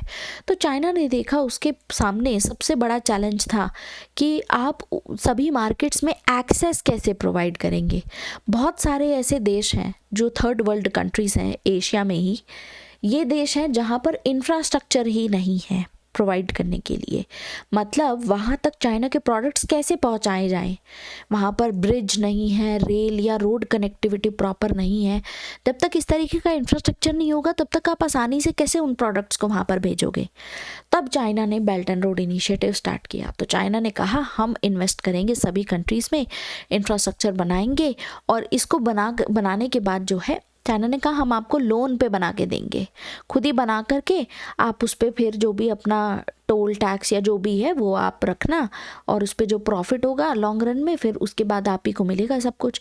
और इंफ्रास्ट्रक्चर बनेगा तो पूरी दुनिया यहाँ पर आएगी ट्रैवल करने के पर्सपेक्टिव से भी, apart from that economic benefit भी आपको इससे मिलेगा। जैसे आज के समय पे अगर भारत में इंफ्रास्ट्रक्चर होता तो भारत जितनी तेज़ी से अभी ग्रो कर रहा है उससे डबल या ट्रिपल तेज़ी से ग्रो करेगा। इसीलिए तो हम बार बार कहते हैं कि इंफ्रास्ट्रक्चर फंडिंग बहुत ज़रूरी है, इंफ्रास्ट्रक्चर इन्वेस्टमेंट होना बहुत ज़रूरी है। ये फंडिंग हमें अगर मिल जाती है, इंफ्रास्ट्रक्चर अगर बन जाता है तो ग्रोथ भी हमारी और तेज़ होगी। इसीलिए गवर्नमेंट इंफ्रास्ट्रक्चर में काफ़ी ज़्यादा इन्वेस्ट कर रही है। इस तरीके के बड़े बड़े आपको कॉरिडोर्स, एक्सप्रेसवेज अनाउंस होते हुए दिखेंगे, उसका यही बेनिफिट होता है। ठीक है, जैसे सिर्फ ट्रैवल पर्पसेस से नहीं बट एक ऐसा रूट जहाँ पर डायरेक्टली मतलब रात भर में भी आप सुबह तक प्रोडक्ट अगर आप पहुँचा पाओ दूसरे मार्केट में या दूसरे शहर में या दूसरे स्टेट में, तो ये अपने आप में बहुत तेज़ी से ग्रो आप करने लगते हो। तो कुछ ऐसा ही चाइना ने यहाँ पर डिज़ाइन किया कि अब हम क्या करते हैं। 2013 में चाइना के जो प्रेसिडेंट थे जी जिनपिंग, उन्होंने बेल्ट एंड रोड इनिशिएटिव जो है वो लॉन्च किया। तो पर्पस क्या था बेल्ट एंड रोड इनिशिएटिव का कि चाइना अपने ट्रेड रूट सप्लाई चेन जो है सिक्योर कर पाए। इससे चाइना वहाँ पर भी प्रॉस्पेरिटी ला पाएगा उन कंट्रीज़ में जो कि थर्ड वर्ल्ड कंट्रीज़ हैं, जो कि इतनी डेवलप नहीं हैं, और साथ ही साथ चाइना का भी प्रॉस्पेरिटी आएगी यहाँ पर। तो belt and road initiative policy basically China के प्रेसिडेंट का कहना है कि इसके थ्रू हम पीस एस्टैब्लिश करेंगे, ट्रेड करके दूसरी कंट्रीज़ के साथ, और सप्लाई चेन कनेक्टिविटी इंश्योर करेंगे। अब ये जो बेल्ट एंड रोड इनिशिएटिव है इसका नाम पहले था one belt and one road, और इसको चेंज कर दिया गया क्योंकि अब सिर्फ एक बेल्ट या एक रोड नहीं है, यहाँ पर और भी रूट्स जो हैं एक्सपैंड किए गए। जैसे कि मैंने आपको बताया कि पोलार सिल्क रूट भी ऐड किया गया है। तो 2016 में इसका नाम इसीलिए OBOR से बेल्ट एंड रोड इनिशिएटिव यानी BRI रख दिया गया। तो 2013 में ये अनाउंस किया गया था। उस समय पे इंफ्रास्ट्रक्चर इन्वेस्टमेंट कॉन्फ्रेंस एक हो रही थी, वहाँ पर इन्होंने अनाउंस किया। कजाकिस्तान में कॉन्फ्रेंस हो रही थी। प्रेसिडेंट जी जिनपिंग सेड कि हम ऐसा इनिशिएटिव करेंगे, सभी थर्ड वर्ल्ड कंट्रीज़ में इन्वेस्टमेंट फंडिंग हम करेंगे, हम बना के देंगे। ठीक है, तो कब स्टार्ट हुआ? ऐसा नहीं है कि ये 2013 में ही अनाउंस हुआ है, ऑफिशियली आप देख लेंगे, लेकिन चाइना ये काम ऑलरेडी बहुत पहले से कर रहा है। पहले चाइना सिर्फ इंटरनली इंफ्रास्ट्रक्चर बिल्ड कर रहा था। ठीक है, आज के समय पे चाइना अब बाहर भी इंफ्रास्ट्रक्चर बिल्ड करने की बात कर रहा है, क्योंकि देखिए चाइना की कनेक्टिविटी दूसरे कंट्रीज़ के साथ में तो तभी बढ़ाओगे जब इंटरनली आपके इंफ्रास्ट्रक्चर बना हुआ होगा। तो इसीलिए ये काम 1990 के समय से हो रहा है, आप ऐसा बोल सकते हैं लॉजिकली अगर देखा जाए। माना यह जाता है कि 2035 तक ये ख़त्म कर दिया जाएगा। ठीक है, बाकी आप देखेंगे कि पिछले कुछ समय से, पिछले 20-25 सालों में चाइना ने इंटरनली ही ऐसी ऐसी जगह पर भी रेल कनेक्टिविटी बना दी है जहाँ पर लोग रहते भी नहीं हैं, जहाँ पर लोग ज़्यादातर जाते भी नहीं हैं। लेकिन इस तरीके का काम जो है चाइना की तरफ से किया गया है। इसके अलावा 2035 तक ये माना जा रहा है कि कंप्लीट हो जाएगा। ठीक है, बेल्ट एंड रोड इनिशिएटिव का करंट स्टेटस क्या है? इस समय पे 147 कंट्रीज़ कुछ हैं जो इसका पार्ट हैं। अब ऑब्वियसली इसमें यूरोपियन यूनियन इसका पार्ट नहीं है एंड यूनाइटेड स्टेट्स इसका पार्ट नहीं है, क्योंकि इनका अपना खुद का एक प्रोजेक्ट चल रहा है ऐसा ही।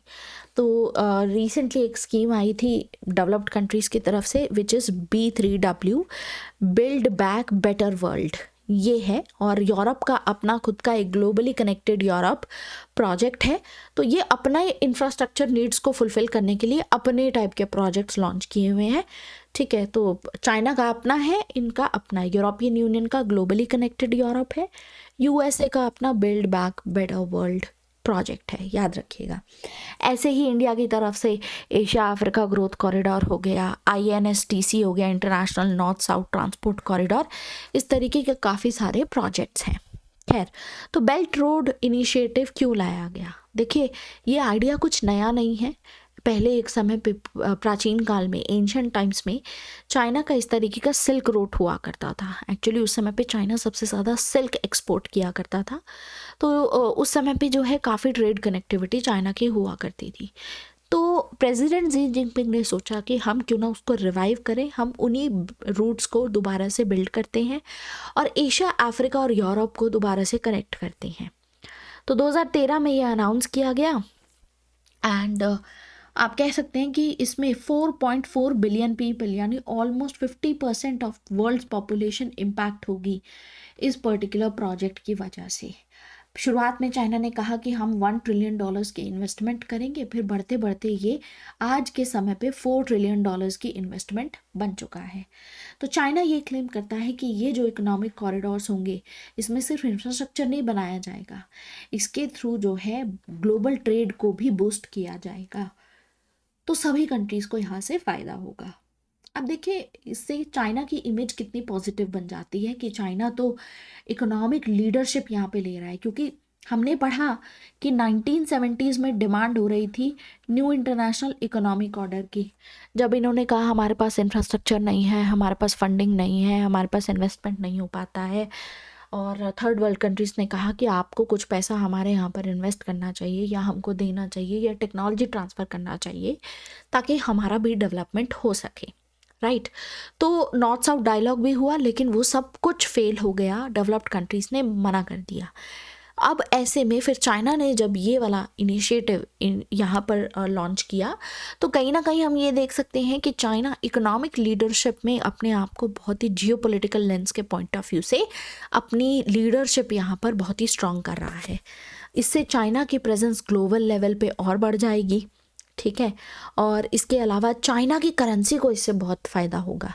जैसे मैंने आपको एक बार बताया था कि Marshall plan economic aid provide करने के लिए लाया गया था वेस्टर्न यूरोपियन कंट्रीज़ के लिए, और मार्शल प्लान की वजह से डॉलर्स में पैसा दिया जा रहा था, तो वही डॉलर से आप अमेरिका के ही प्रोडक्ट्स खरीदोगे, राइट। तो इस तरीके का इसकी वजह से डॉलर एज अ करेंसी बहुत ही ज़्यादा वाइडली यूज़ होने लगा। तो बेल्ट एंड रोड इनिशिएटिव में जो लोन्स दिए जा रहे हैं, जो ये सब इंफ्रास्ट्रक्चर बनाया जा रहा है, ये सब कुछ है, इसके चलते जो है चाइना की करेंसी ही एक्सपैंड होगी, ठीक है। तो ये भी एक फ़ायदा है। तो ऑब्जेक्टिव क्या है कि चाइना को मार्केट एक्सेस मिलेगा, ट्रेड बूस्ट होगा। चाइना कहता है कि जो वेस्टर्न रीजन्स हैं चाइना की, वो भी बहुत ज़्यादा डेवलप हो जाएंगी, particularly Tibet and Xinjiang reason.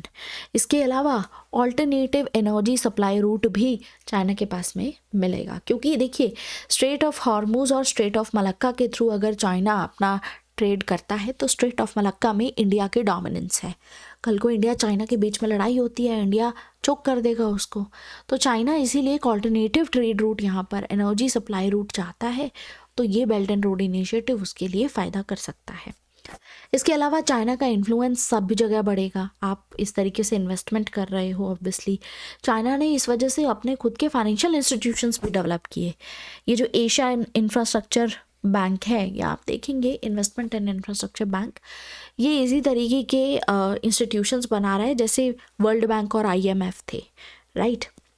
वैसे ही चाइना की तरफ से AIIB and New Development Bank BRICS के अंडर में बनाए गए हैं। बाकी नए इन्वेस्टमेंट के ऑप्शंस यहाँ पर मिलेंगे, ठीक है। एंड चाइना की करेंसी इंटरनेशनलाइज हो जाएगी।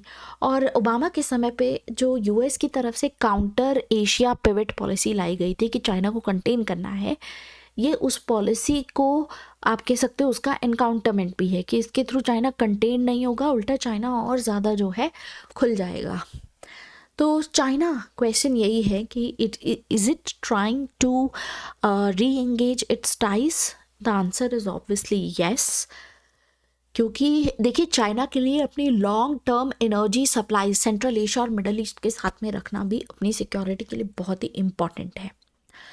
तो हालांकि पूरी दुनिया में इस प्रोजेक्ट को लेकर के काफ़ी सारे कंसर्न्स भी सामने आए, जैसे कि चाइना इसके through debt trap diplomacy follow करेगा, इकोनॉमिक इम्पीरियलिज्म होगा। ये भी एग्जाम्पल के तौर पे चाइना क्या करता है, माना ये जा रहा है कि जैसे चाइना ने कोई इंफ्रास्ट्रक्चर बनाया, ठीक है, अब ये एयरपोर्ट बनाया फॉर एग्जाम्पल, इस तरीके के काफ़ी एग्जाम्पल्स हैं, ठीक है। चाइना ने बनाया एयरपोर्ट और बदले में अब आपको इसका लोन चुकाना है। चाइना ने बोला हम आपको बना के दे रहे हैं, अब बदले में इस एयरपोर्ट से कोई फ़ायदा हो सकता है आपको ना मिल रहा हो, उतना प्रॉफिट जनरेट ना हो रहा हो या वटेवर, क्योंकि चाइना की तरफ से जो लोन्स दिए जाते हैं वो हाई इंटरेस्ट पे होते हैं, तो उसका ब्याज ही इतना बढ़ जाता है कि प्रिंसिपल अमाउंट तो कहाँ ही पे कर पाते हैं कंट्रीज़, तो अल्टीमेटली डेट ट्रैप में आ जाते हैं। फिर चाइना प्रेशर क्रिएट करता है कि हमारा कर्जा वापस करो, और नहीं कर सकते हो तो यही एयरपोर्ट हमें यूज़ करने दो।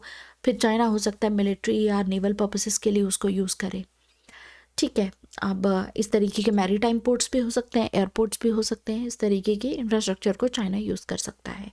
तो कंट्री पे प्रेशर क्रिएट किया जा सकता है कि आप हमारे फेवर में रूलिंग दीजिए, हमारे फेवर की बात कीजिए, क्योंकि हमने आपको लोन दे रखा है, या ये सभी चीज़ें।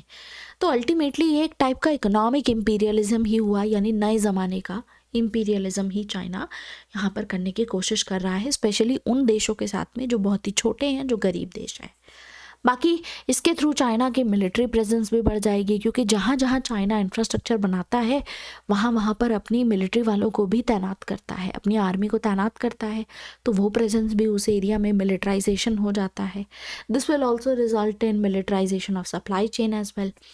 तो इंडिया का यहाँ पर ये कहना है, Belt and road Initiative Forum जब में इनवाइट किया गया इंडिया को 2017 में, तो इंडिया ने रिफ्यूज़ कर दिया, क्योंकि इसी इनिशिएटिव में एक आता है चाइना पाकिस्तान इकोनॉमिक कॉरिडोर, जो भारत की सॉवरेनिटी और टेरिटोरियल इंटीग्रिटी को सीधा सीधा इम्पैक्ट करता है।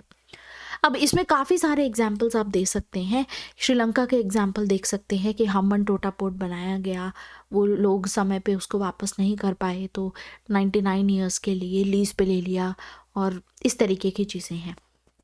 सेम चीज़ पाकिस्तान में भी हो सकती है, सेम तरीके की कंडीशनैलिटीज़ वहाँ पर भी लगाई गई हैं। पाकिस्तान वैसे ही इतना गरीबी में जा चुका है, अब ऐसे में उसके जो लोन्स हैं चाइना की तरफ से जो आते हैं वो और ज़्यादा बढ़ते हुए चले जा रहे हैं। तो जो मेजर प्रोजेक्ट्स हैं, आप देखेंगे कि चाइना बहुत तेज़ी से यहाँ पर एग्रेसिवली फॉरेन डायरेक्ट इन्वेस्टमेंट करता है।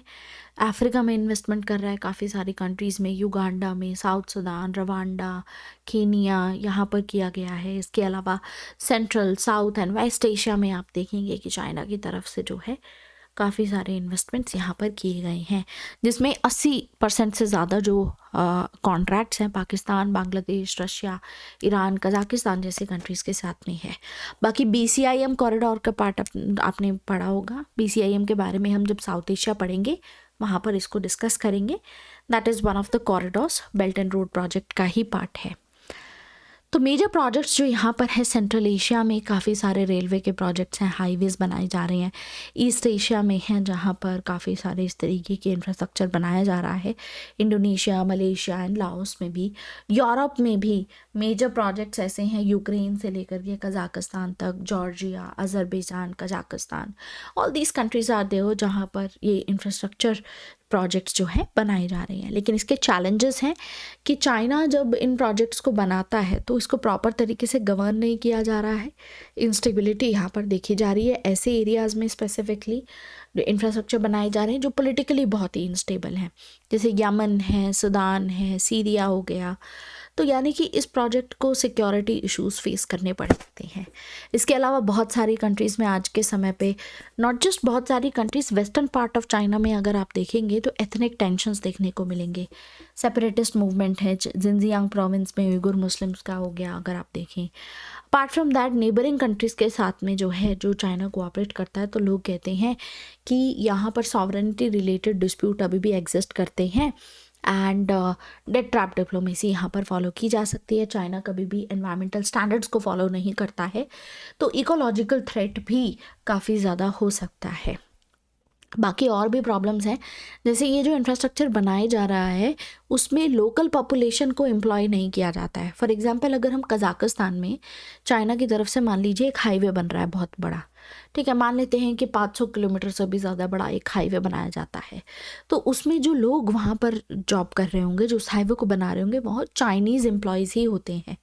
चाइना की ही फर्म होगी जिसको उसको बनाने का कॉन्ट्रैक्ट दिया जाएगा, चाइना के ही लोग होंगे जिनको उसको बनाने के लिए पे किया जाएगा। तो अल्टीमेटली आपने लोन दिया दूसरी कंट्री को कि हम आपको इंफ्रास्ट्रक्चर बनाने के लिए इतना पैसा दे रहे हैं, और उसमें चाइना की फर्म को ही टेंडर मिलेगा, उन्हीं के पास पैसा जाएगा, उन्हीं के एम्प्लॉयज़ को सैलरी दी जाएगी। तो अल्टीमेटली जो पैसा आपने लोन पे दिया वो बात सारा वापस आ तो गया। तो इसीलिए लोगों का प्रोटेस्ट करने का ये कारण है कि पहली बात तो जॉब्स जो हैं लोकल पॉपुलेशन को दी नहीं जाती हैं, इस वजह से डेट ट्रैप यहाँ पर क्रिएट होता है। एंड कंबोडिया एंड श्रीलंका जैसी कंट्रीज़ इस डेट ट्रैप में ऑलरेडी फंस चुकी हैं। तो ट्रांसपेरेंसी बिल्कुल भी नहीं है, राइट। एग्जाम्पल के तौर पे नेपाल एंड पाकिस्तान, अगर मान लीजिए कि चाइना के साथ में डील को अबैंडन कर देते हैं कि हम नहीं बनाएंगे इंफ्रास्ट्रक्चर प्रोजेक्ट, या सपोज ऐसा कुछ करते हैं, तो कंडीशंस बहुत ही स्ट्रिक्ट है कि अगर आप बाहर निकलते हो तो ये पे करना पड़ेगा, वैसे पे करना पड़ेगा। ऑलरेडी हाई इंटरेस्ट यहाँ पर एग्जिस्ट करता है। तो काफ़ी सारे मेजर इनिशिएटिव्स हैं जो चाइना के बेल्ट एंड रोड इनिशिएटिव को काउंटर करने के लिए लाए गए हैं, जैसे कि मैंने आपको ऑलरेडी बताया। यूएस की तरफ से है, Asia Africa Growth Corridor Japan and India की तरफ से है। Then we have Blue Dot Network, US and Australia Japan के साथ में मिलकर के एक प्लान अनाउंस किया है कि ब्लू डॉट नेटवर्क ये बनाएंगे, which will be an alternative to Belt and road Initiative. Again ये सारी चीज़ें बस अनाउंस्ड हैं, तो इसकी कोई ज़्यादा डिटेल्स आपको नहीं मिलेंगी, क्योंकि इंटरनेशनल रिलेशन में जब भी डेवलपमेंट होती है बहुत धीरे होती है। उसकी पूरी डिटेल्स हो गई, या आप कह सकते हो कि उसका और भी ज़्यादा अगर आपको डेप्थ में देखना है कि क्या डेवलपमेंट्स होंगी या क्या फ्यूचर प्रॉस्पेक्ट्स होंगे, it is too early to do things like that, क्योंकि इसकी ऑफिशियल डॉक्यूमेंटेशन होने में भी बहुत टाइम लगता है। तो we have this B3W build back better world, ये बेल्ट एंड रोड इनिशिएटिव को काउंटर करने के लिए यूएस की तरफ से G7 लीडर्स ने अनाउंस किया। तो बेल्ट एंड रोड इनिशिएटिव को लेकर के डेट ट्रैप का मामला सामने आता है, तो इन्होंने सोचा कि हम अपना खुद का इंफ्रास्ट्रक्चर इन्वेस्टमेंट खुद बनाएंगे, ठीक है, और इस तरीके से काम करेंगे। तो अल्टीमेटली जो है भारत की तरफ से भी बेल्ट एंड रोड इनिशिएटिव को काउंटर करने के लिए और भी बहुत सारी चीज़ें हम कर रहे हैं, लाइक मैरीटाइम लेवल पे भी connectivity belt and road initiative में बात की जाती है। मैरीटाइम रूट है तो उसको काउंटर करने के लिए वी हैव प्रोजेक्ट मौसम। तो ये भारत की एक सॉफ्ट पावर स्ट्रैटेजी है, मिनिस्ट्री ऑफ कल्चर के अंडर में ये प्रोजेक्ट रन किया जा रहा है। इसका ऑब्जेक्टिव यही है कि उन सारे देशों के साथ में दोबारा से अपने कनेक्शंस, अपने कम्युनिकेशन लिंक्स रीएस्टैब्लिश किए जाएं, जिनके साथ में पुराने टाइम से हमारे कल्चरल रिलेशंस रहे हैं उसको इम्प्रूव किया जाए, right. Apart from that we have Sagarmala, we have Chabahar port, naval ports, इस तरीके के हैं, सब काउंटर करने के लिए है। बाकी इंडियन ओशन रिम एसोसिएशन एक ऐसी एसोसिएशन है 1997 में बनाई गई थी, और ये भी एक तरीका है जिसके थ्रू हम मैरीटाइम पॉइंट ऑफ व्यू से चाइना को काउंटर यहाँ पर कर सकते हैं। बाकी भारत लाइक माइंडेड कंट्रीज़ के साथ में भी अलायंस अपना बनाता है, जापान के साथ में फॉर एग्जांपल काम करते हैं काउंटर करने के लिए। तो बेल्ट एंड रोड इनिशिएटिव अगर भारत ज्वाइन करता है तो उसके भी अपने कुछ बेनिफिट्स हैं। 2017 में ये क्वेश्चन जो है यूपीएससी में भी पूछा गया था कि बेल्ट एंड रोड इनिशिएटिव क्या है, डिस्कस दैट, एंड भारत अगर इसको ज्वाइन करता है तो भारत को क्या बेनिफिट्स होंगे। मैंने अभी आपको बताया भारत में इंफ्रास्ट्रक्चर फंडिंग की कमी है, तो अगर भारत इसको ज्वाइन करता है तो इकोनॉमिक बेनिफिट्स हमको बहुत मिलेंगे, ट्रेड बढ़ जाएगा, इन्वेस्टमेंट बढ़ेगा, बिजनेस बढ़ेगा। और अगर चाइना के साथ में हम एंगेज करते हैं तो ऑब्वियस सी बात है बेल्ट एंड रोड इनिशिएटिव के थ्रू हमें सेंट्रल एशिया का डायरेक्ट एक्सेस मिल जाएगा, एंड अफगानिस्तान का भी डायरेक्ट एक्सेस मिल जाएगा, क्योंकि पाकिस्तान इसका पार्ट है ऑब्वियसली। तो हम पाकिस्तान के थ्रू में भी प्रेशर क्रिएट करके चाइना को बोल सकते हैं और डायरेक्ट एक्सेस पा सकते हैं। अभी हम चाबहार पोर्ट के थ्रू एंट्री करते हैं, राइट। तो बेल्ट एंड रोड इनिशिएटिव जो है वो भारत और पाकिस्तान के बीच में भी टेंशन्स को काफ़ी कम कर सकता है। जो भी हमारे सामने चैलेंजेस हैं तापी गैस पाइपलाइन को लेकर के, आईपीआई गैस पाइपलाइन को लेकर के, वो चीज़ें दोबारा से काम करनी शुरू कर सकती हैं, और लॉन्ग रन में ये भारत की एनर्जी सिक्योरिटी के लिए अच्छा है। इसके अलावा अगर हम एंगेज करते हैं चाइना के साथ में तो ऑब्वियसली हमारे इनके साथ में रिश्ते और सुधर जाएंगे। बाकी सिक्योरिटी के पॉइंट ऑफ व्यू से हमारा थ्रेट कम हो जाएगा, स्पेसिफिकली जो गिलगित बाल्टिस्तान रीजन है वहाँ से, राइट, उसका डेवलपमेंट होगा। तो ऑब्वियस सी बात है कि यूथ जो है टेररिस्ट एक्टिविटीज़ में ज़्यादा इन्वॉल्व नहीं होगा। बाकी यही है कि जितने भी नेबरिंग कंट्रीज़ हैं भूटान को छोड़ करके बाकी सब ज्वाइन कर चुके हैं, तो अगर भारत नहीं ज्वाइन करता है तो it will be isolated. And Jio political benefits भी हैं क्योंकि हमारे डिफरेंसेस हैं डेफिनेटली चाइना के साथ में, लेकिन अल्टीमेटली इकोनॉमिक इंटीग्रेशन के थ्रू अगर डिपेंडेंसी और बढ़ जाती है आपस में दोनों देशों की, तो पॉलिटिकली भी मतलब एक ऐसे समय पे आ सकते हैं, we can think about it, कि हम पॉलिटिकल मुद्दों पे या ऐसे मुद्दों पे जहाँ डिस्प्यूट एग्जिस्ट करता है वो रेजोल्यूशन के काफ़ी क्लोज हम पहुँच सकते हैं। तो एक चीज़ तो साफ है कि when we talk about India and China relations, तो हम बार बार जब ये कहते हैं थ्योरी में कि कॉम्प्लेक्स इंटरडिपेंडेंस एग्जिस्ट करता है दोनों कंट्रीज के बीच में, तो इसको लेकर के वी हैव एन एक्सपर्ट कांति वाजपेयी। तो कांति वाजपेयी कहते हैं कि भारत के जो रिलेशंस है चाइना के साथ में वहाँ कॉम्प्लेक्स इंटरडिपेंडेंस देखा जा सकता है। अब जैसे चाइना और पाकिस्तान दोनों देखोगे, भारत की स्ट्रेटेजिक कम्युनिटी के लिए चाइना और पाकिस्तान दोनों ही चैलेंज हैं हमारे लिए, ठीक है। दोनों के साथ में ही बॉर्डर सेटलमेंट करना बहुत ज़रूरी है। अगर हमें अपने रिलेशंस नॉर्मलाइज करने हैं इन दोनों देशों के साथ, तो उसके लिए बहुत ज़रूरी होगा बॉर्डर सेटलमेंट। जब तक बॉर्डर सेटल नहीं होंगे तब तक रिलेशंस नॉर्मलाइज होना मुश्किल है। सिमिलरली बॉर्डर डिस्प्यूट्स के अलावा और भी इश्यूज हैं, सिर्फ बॉर्डर डिस्प्यूट नहीं है। ये कहते हैं कि ट्रेड डेफिसिट एग्जिस्ट करता है, तो ये भी एक कॉम्प्लेक्स इंटरडिपेंडेंस का। हाइड्रोपॉलिटिक्स एग्जिस्ट करती है, यानी कि वाटर डिस्प्यूट भी एग्जिस्ट करता है। तो कांति वाजपेयी उस बारे में भी बात करते हैं कि ब्रह्मपुत्रा डैम्स को लेकर के प्रॉब्लम है, ऐसे ही सीपेक को लेकर के प्रॉब्लम है, चाइना पाकिस्तान इकोनॉमिक कॉरिडोर को लेकर के, right. So that is another thing. NSG में चाइना हमेशा ब्लॉक कर देता है इंडिया की मेंबरशिप। तो ये सभी चीज़ें तभी नॉर्मलाइज हो पाएंगी जब हम जो है बॉर्डर सेटलमेंट्स और ये सब भी करते हैं। धीरे धीरे करके ये काम होगा, ठीक है। सो this is what you can talk about, ठीक है। इसके अलावा वही चीज़ है कि फंक्शनलिज्म का आइडिया आप दे सकते हैं, जैसे we have Harsh V Pant. तो जब इस तरीके की चीज़ें आप मेंशन करें अपने आंसर में, जब एक्सपर्ट ओपिनियंस मेंशन करें, तो जो हमने स्कूल याद रखे, जो हमने पेपर 2 सेक्शन ए में पढ़े हैं, उन स्कूल्स को आप कोट ज़रूर करें। जैसे हर्षवी पंत जो है फंक्शनलिज्म की बात करते हैं, तो फंक्शनलिज्म के और भी दूसरे थिंकर्स हैं जो थ्योरी में हमने पढ़े थे, उनको भी आप चाहें तो यहाँ पर मतलब अपने पॉइंट को स्ट्रेंथन करने के लिए, बैकिंग देने के लिए आप यूज़ कर सकते हैं। जैसे फंक्शनलिज्म के पॉइंट ऑफ व्यू से आप कह सकते हैं कि हर्षवी पंत जो हैं वो कहते हैं कि भारत के लिए बहुत ज़रूरी है कि भारत जो है यूएस के साथ में अपनी रिलेशनशिप स्ट्रांग रखे और चाइना के साथ में अपने रिलेशंस को नॉर्मल करने की कोशिश करे। ऐसे नॉर्मल करने की कोशिश करे कि it should be mutually beneficial, मतलब हमको भी चाइना से फ़ायदा हो रहा है और चाइना को भी हमसे फ़ायदा हो रहा है। इस तरीके की चीज़ें करने की ज़रूरत है, राइट। ऑब्वियसली ये इतना आसान नहीं होगा, इट्स अ टाइट रोप, ये बहुत ही मुश्किल चीज़ है, लेकिन इंडिया जो है उसको इसी टाइट रोप पे वॉक तो करना पड़ेगा, there is no other option. यानी कि ये लंबा समय ले सकता है, बट फंक्शनलिज्म का आइडिया ही यही है कि पहले ऐसे मुद्दों पे कोऑपरेट करो जहाँ पर आपके डिसएग्रीमेंट्स कम हों। ऐसे ही इंस्टीट्यूशनलिज्म की जब बात की जाती है कि भारत को इस तरीके के इंस्टीट्यूशंस, इस तरीके के प्लेटफॉर्म्स में एंगेज करने की ज़रूरत है जहाँ पर भारत को लाइक माइंडेड कंट्रीज़ मिलें जो भारत के इंटरेस्ट के फेवर में भी काम करें। लेकिन we have thinkers like we have Happymon Jacob. Happymon Jacob कहते हैं कि भारत को स्मार्ट बैलेंसिंग करने की ज़रूरत है। चाइना के साथ में जब भी हम डील करते हैं तो कहते हैं what we need to do, we need to go for smart balancing. क्योंकि स्मार्ट बैलेंसिंग जो है इसमें क्या होगा कि हमें ये पता है कि अभी चाइना के मुकाबले हमारा पावर गैप बहुत पीछे है। पावर में अभी मतलब पावर एसिमेट्री एग्जिस्ट करती है। तो अगर हम लाइक माइंडेड कंट्रीज़ के साथ में मिलकर के बैंड वैगनिंग करते हैं कि चलो सब मिलकर चाइना को काउंटर करते हैं, वो भी हमारे फेवर में काम नहीं करेगा।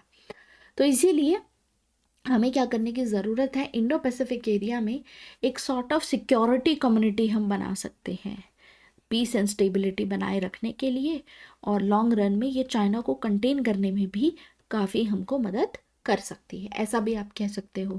तो ऐसे बहुत थिंकर्स हैं, आपको आपके नोट्स में काफ़ी सारे सजेशंस मिल जाएंगे, जो आपको पसंद हो, जो आपको ठीक लगे, आप अपने आंसर्स में वो लिख सकते हैं। फॉर एग्जांपल कॉम्प्लेक्स इंटरडिपेंडेंस को मेंशन कर सकते हैं, हर्ष बी पंत को मेंशन कर सकते हैं, शिव शंकर मेनन को मेंशन कर सकते हैं, आप चाहें तो you have C Raja Mohan also, उनको मेंशन कर सकते हैं। तो इस तरीके के श्याम सरन को मेंशन कर सकते हैं, और lot of thinkers are there जिनको आप यहाँ पर मेंशन कर पाएंगे। ठीक है, so mainly this is what is happening. इसके अलावा हमने मेजर मेजर जो आइडियाज़ हैं वो काफ़ी सारे हमारे पढ़ ही लिए हैं। ठीक है, आगे बढ़ते हैं। तो आज के समय पे तो इसका इन्वेस्टमेंट काफ़ी कम हो रहा है, क्योंकि यहाँ पर इन्वायरमेंटल कंसर्न्स हैं, जो ऐसे ऐसे इंफ्रास्ट्रक्चर प्रोजेक्ट्स हैं जिसकी वर्किंग कंडीशंस बहुत ही ज़्यादा डेंजरस है। जैसे जॉर्जिया में बनाया जा रहा था, तो वहाँ के लोकल वर्कर्स ये कंप्लेन कर रहे थे कि इनको सैलरी बहुत कम दी जा रही थी, और वर्किंग कंडीशन बदले में बहुत ही डेंजरस है, रेलवे प्रोजेक्ट जब बनाया जा रहा था। सिमिलरली प्राइवेटाइजेशन की बात हो रही है, ग्रीस में लोग कहते हैं कि प्राइवेटाइजेशन नहीं होना चाहिए पोर्ट्स का। तो ये भी चैलेंज है कि क्यों बेल्ट एंड रोड इनिशिएटिव अभी सक्सेसफुली काम नहीं कर पा रहा है। ट्रांसपेरेंसी का इशू है। बाकी पब्लिक सेंटिमेंट्स में काफ़ी बदलाव आया है, लोगों ने, कुछ ऐसी कंट्रीज़ हैं जिन्होंने बेल्ट एंड रोड इनिशिएटिव को कैंसिल करने की बात की है। डिले भी है, काफ़ी सारे प्रोजेक्ट्स बहुत पहले बोला गया था कि तब तक बन जाएगा। जैसे 2016 में प्रोजेक्ट लाया गया था तेहरान ईरान में कि एक high speed railway electrification upgrading project किया जाएगा चाइना की तरफ से, जिसको 2019 में कंक्लूड कर दिया जाएगा, बना दिया जाएगा, लेकिन ये अभी तक भी पेंडिंग है।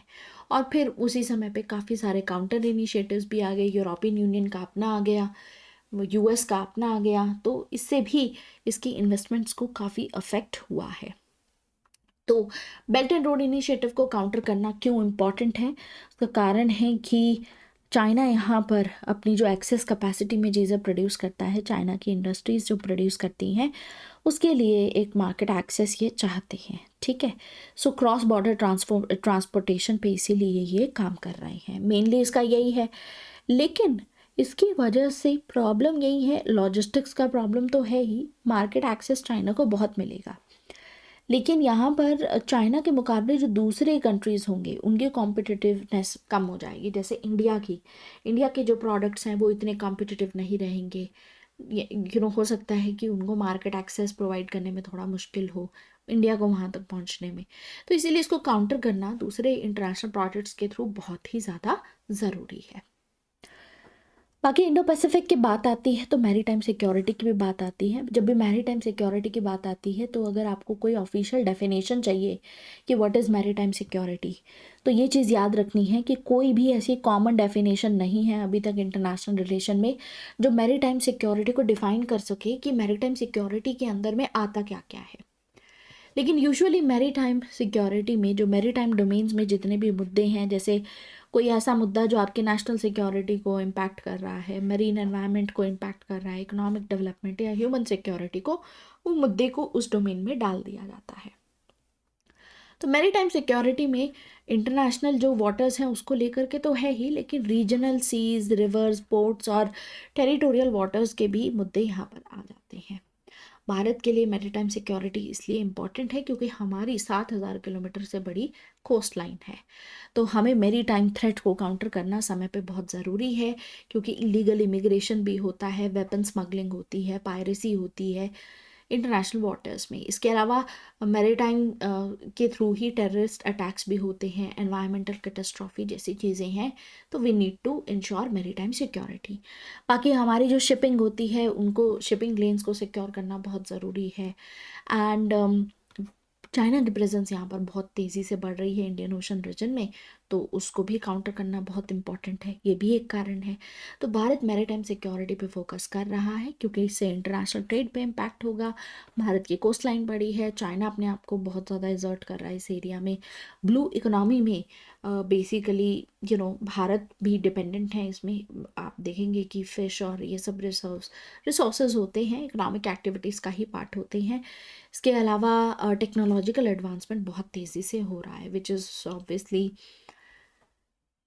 मैरीटाइम सिक्योरिटी के लिए बहुत ज़रूरी है। For example, Israeli ship was attacked recently by a drone, ठीक है, जिसकी वजह से उसके जो 2 क्रू मेंबर्स थे वो मारे गए थे। तो that is another area which is again very very important maritime security के पॉइंट ऑफ व्यू से। इस तरीके के इवेंट्स अगर होते हैं तो जो भी पास की कंट्री होती है जिसके एक्सक्लूसिव इकोनॉमिक जोन या जिसके एरिया ऑफ इन्फ्लुएंस में हो रहा होता है, उसकी रिस्पॉन्सिबिलिटी भी वहाँ पर होती है। तो कौन कौन से ऐसे मैकेनिज्म अवेलेबल हैं, हम इन चैलेंजेस को कैसे दूर कर सकते हैं? We have UNCLOS, United Nation Convention of the law of the sea, Sagar, we have Indo Pacific Ocean Initiative also, जिसमें मैरीटाइम सिक्योरिटी पे 7 चीज़ों पे काम किया जाता है कि इकोलॉजी, रिसोर्सेज, कैपेसिटी बिल्डिंग की जाएगी, आपस में रिसोर्स शेयरिंग होगी, डिज़ास्टर रिस्क रिडक्शन किया जाएगा, ये सब चीज़ें हैं। Then we have Quad, another way we have contact group on piracy of the coast of Somalia. Piracy को कंटेन करने के लिए ये किया जाता है। इसके अलावा इसको टैकल करने के लिए देखिए सब कितनी बार होता है कि जो कंट्रीज़ हैं वो इस तरीके के लॉज को फॉलो ही नहीं करते हैं, वो नॉन ओबीडियंस शो करते हैं।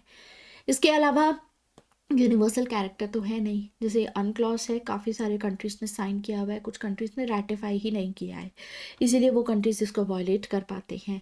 ज़्यादातर जो मैरीटाइम रीजन्स हैं वो हाई सीज़ का पार्ट है। हाई सीज़ का पार्ट है मतलब ग्लोबल कॉमन एरिया है जहाँ पर सभी कंट्रीज़ उन रिसोर्सेज को इक्वली जो है बांटेंगी, लेकिन अल्टीमेटली क्या होता है कि इश्यूज होते हैं, यहाँ पर देखा गया है। बाकी मैरीटाइम को लेकर के, सिक्योरिटी को लेकर के कोई डेफिनेशन नहीं है, उसको लेकर के कॉमन कंक्लूजन नहीं है, कंसेंसस नहीं है कि इसको मैरीटाइम सिक्योरिटी में माना जाए, तो वो भी एक कारण है। ठीक है, बाकी ये सभी ज़रूरत है, मैरीटाइम डिस्प्यूट्स को दूर रखने की ज़रूरत है, साथ में मिलकर के मैरीटाइम थ्रेट्स को टैकल करने की ज़रूरत है। This is like basic stuff, तो ये चीज़ थोड़ा सा पढ़ लीजिएगा एशियन इंफ्रास्ट्रक्चर इन्वेस्टमेंट बैंक के बारे में। दिस इज़ वेरी फैक्चुअल, एक बार पढ़िएगा, कुछ नहीं समझ में आए तो बताइएगा।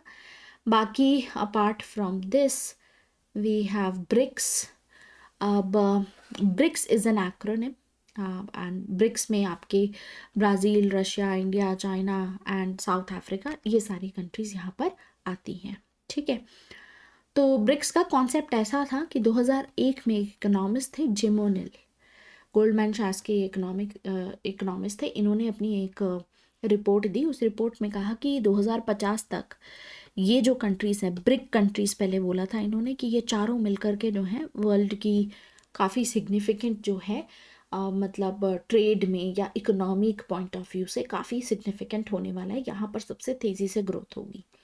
तो उसके बाद इन कंट्रीज ने सोचा कि अच्छा, हमारे बारे में ऐसा फोरकास्ट है तो क्यों ना हम सब मिलकर के आपस में कोलैबोरेट करना स्टार्ट करें, ताकि फ्यूचर में जब हमारी इकोनॉमीज इतनी स्ट्रांग हो रही हों तो हम लोगों के पास में ऐसा प्लेटफॉर्म या मैकेनिज्म हो जिसके थ्रू आज के जो मुद्दे हैं हम उनको भी टैकल कर पाएँ, राइट। तो ये कोई ऑर्गेनाइजेशन नहीं है, ब्रिक्स की जो एंगेजमेंट होती है वो समिट लेवल पे होती है, यानी कॉन्फ्रेंस या समिट टाइप की होगी, वहाँ पर बैठ के बातचीत वगैरह की जाती है, ठीक है। फिर आगे जा कर के 2010 के आसपास साउथ अफ्रीका ने इसको ज्वाइन कर लिया, तो ये ब्रिक्स बन गया।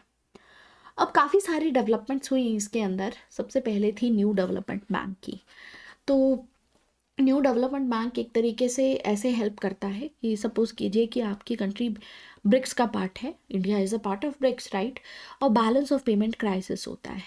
तो यूजुअली 1991 में 91 में जब balance of payment crisis India ने फेस किया था तो IMF ने हेल्प की थी, लेकिन IMF ने उस समय पे हमारे ऊपर काफ़ी सारी कंडीशनैलिटीज़ भी लगाई थी, आपको ये करना होगा, ऐसे करना होगा, वैसे करना होगा, राइट।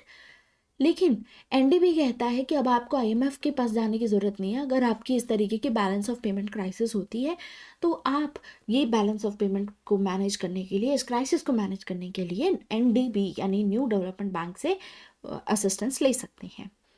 तो ये एक फ़ायदा है इसका। विच is again a very good thing. तो इसीलिए इनका एक CRA यानी कॉन्टीजेंसी रिजर्व अरेंजमेंट यहाँ पर लाया गया। तो आप देखेंगे कि वो इंस्टीट्यूशंस, ब्रेटन वुड इंस्टीट्यूशंस जो आज के समय पे हम बोलते हैं कि इतने अच्छे तरीके से काम नहीं कर रहे हैं, उनको बाईपास करने के लिए इस तरीके की चीज़ें नए नए यहाँ पर डिसीजंस लाए गए। तो 2014 में कॉन्टीजेंसी रिजर्व अरेंजमेंट अनाउंस किया गया था फोर्ट लेज़ा डिक्लेरेशन के थ्रू।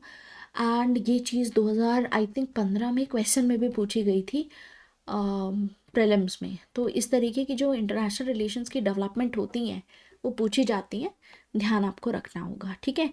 तो ऐसा नहीं है कि मैं अभी आपको एनालिसिस पढ़ा रही हूँ या एक्सपर्ट ओपिनियन के पॉइंट ऑफ व्यू से पढ़ा रही हूँ तो आप बेसिक फैक्ट्स को ध्यान नहीं रखेंगे, आपको फैक्ट्स पे भी ध्यान यहाँ पर देना होगा, ठीक है। तो एक बार ये PDF तो मैं आपको आज प्रोवाइड करूँगी ही, इस PDF पे भी ध्यान दीजिएगा। अपार्ट फ्रॉम दैट जो आपकी अपडेटेड PDF होगी पेपर 2 सेक्शन B की, उसमें तो आपको मिल ही जाएगा। मेनली वहाँ पर आपको एक्सपर्ट ओपिनियन ज़्यादा मिलेंगे, बट इस PDF में आपको फैक्चुअल डिटेल्स काफ़ी अच्छी मिल जाएंगी जो आपको हेल्प करेंगी, ठीक है। तो ब्रिक्स जो है वो काम करता है 3 पिलर्स पे। ये लोग political and security point of view से भी एंगेज करते हैं, इकोनॉमिक एंड फाइनेंशियल कैसे स्ट्रॉन्ग किया जाए आपस में एक दूसरे का, उस पर काम करते हैं। बाकी cultural and people to people linkages किस तरीके से एनहांस किए जाए उस पर भी ये लोग काम करते हैं, ठीक है। तो इनका यही है, ये सारी कंट्रीज मिल करके जो मल्टीलेटरल इंस्टीट्यूशंस हैं जैसे UN, World Bank, IMF, WTO, WHO, इसमें रिफॉर्म्स लाने की बात करते हैं, ठीक है। That is like one of the major priority कि रिफॉर्म्स यहाँ पर ज़रूरत है इन सब एरियाज़ में, ठीक है। इसके अलावा ये सारी कंट्रीज़, ब्रिक्स कंट्रीज़ टेररिज्म को काउंटर करने की बात करती हैं कि इसको कैसे कॉम्बैट किया जाए, जो यूरोप, अफ्रीका, एशिया, इन सभी को जो है इम्पैक्ट करता है। इसके अलावा और भी प्रायोरिटीज़ हैं जैसे टेक्नोलॉजिकल एरिया में डिजिटल सॉल्यूशंस कैसे प्रोवाइड किए जाएं, sustainable development goals, people to people cooperation and all those things. तो ओवरऑल ये 5 एमर्जिंग इकोनॉमीज 4 अलग अलग कॉन्टिनेंट से साथ में मिल करके काम कर रही हैं। और आप ये भी कह सकते हैं कि आने वाले समय में हो सकता है कि साउथ साउथ कोऑपरेशन में यही 5 कंट्रीज जो हैं वो इम्पॉर्टेंट रोल प्ले करें, क्योंकि north south cooperation, north south dialogue जो है वो तो फेल हो ही चुका है, ठीक है। बाकी थोड़ा सा न्यूक्लियर सप्लाई ग्रुप्स के बारे में आप पढ़ लीजिएगा, इसके बारे में थोड़ा सा मैंने आपको ऑलरेडी पढ़ा रखा है। NPT के बारे में पढ़ लीजिएगा, आपको ऑलरेडी NPT न्यूक्लियर टॉपिक में हम पढ़ चुके हैं, ठीक है। क्योंकि NPT को लेकर के चाइना बार बार बोलता है कि आपने NPT साइन नहीं किया है इसलिए हम आपको NSG की मेंबरशिप नहीं देंगे, ठीक है। बाकी रिसेंटली कुछ ऐसे स्टेप्स उठाए गए हैं, ट्रेड वॉर वगैरह, वो सब आपको देखने को मिलेगी। सो मेजरली हमारा जो पहला टॉपिक है major global centres of power, India and China, ख़त्म हो चुका है। नेक्स्ट लेक्चर में हम इंडिया एंड जापान पे काम करेंगे। Will start with India and Japan. I think Japan को कवर करने के लिए एक ही लेक्चर इनफ है। फिर इंडिया एंड US पे काम करेंगे, अगेन एक लेक्चर इनफ है।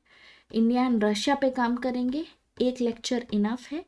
एंड यूरोपियन यूनियन, एक लेक्चर इनफ है।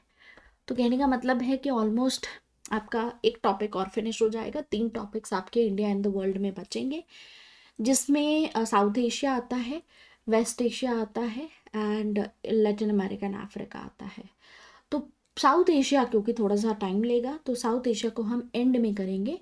फिलहाल हम फोकस करेंगे सबसे पहले ये सब कंप्लीट करने के बाद, global centres of power complete करने के बाद हम अफ्रीका एंड लैटिन अमेरिका को कवर करेंगे। And after that we will cover West Asia. और फाइनली फिर हम साउथ एशिया पे काम करेंगे, जिसमें हम इंडिया, पाकिस्तान, बांग्लादेश, श्रीलंका, मालदीव्स, सार्क, उसकी कॉम्प्लेक्सिटीज़, ये सब समझेंगे। That's how we will cover our paper 2 section B। साथ ही साथ पेपर 2 सेक्शन ये आपका ऑलमोस्ट कंक्लूड हो चुका है। तो इस month I will be taking my time with it, I am not rushing into it कि मैं सारा एकदम से आपको एक ही लेक्चर में सारा पढ़ा दूँ, लेकिन अल्टीमेटली पेपर 1 सेक्शन भी आपका स्टार्ट हो जाएगा। तो जब पेपर 1 सेक्शन भी स्टार्ट होगा तो एक तरीके से आपको ये भी मौका मिलेगा कि आपकी सॉर्ट ऑफ रिविजन हो जाएगी। स्पेसिफिकली प्रीलिम्स के पॉइंट ऑफ व्यू से, क्योंकि आपको पॉलिटी में भी काफ़ी चीज़ें ऐसी होंगी जो टॉपिक्स हम पढ़ेंगे तो सॉर्ट ऑफ उसका एनालिटिकल पार्ट भी करेंगे, हल्का फुल्का हम फैक्चुअल भी पढ़ेंगे, लेकिन आप साथ साथ अपना फैक्चुअल पार्ट जो है वो रिवाइज करते रहिएगा, ठीक है। So, yeah, I think this is it for this session. We are done with India-China relations. Thank you very much. Bye-bye. Take care.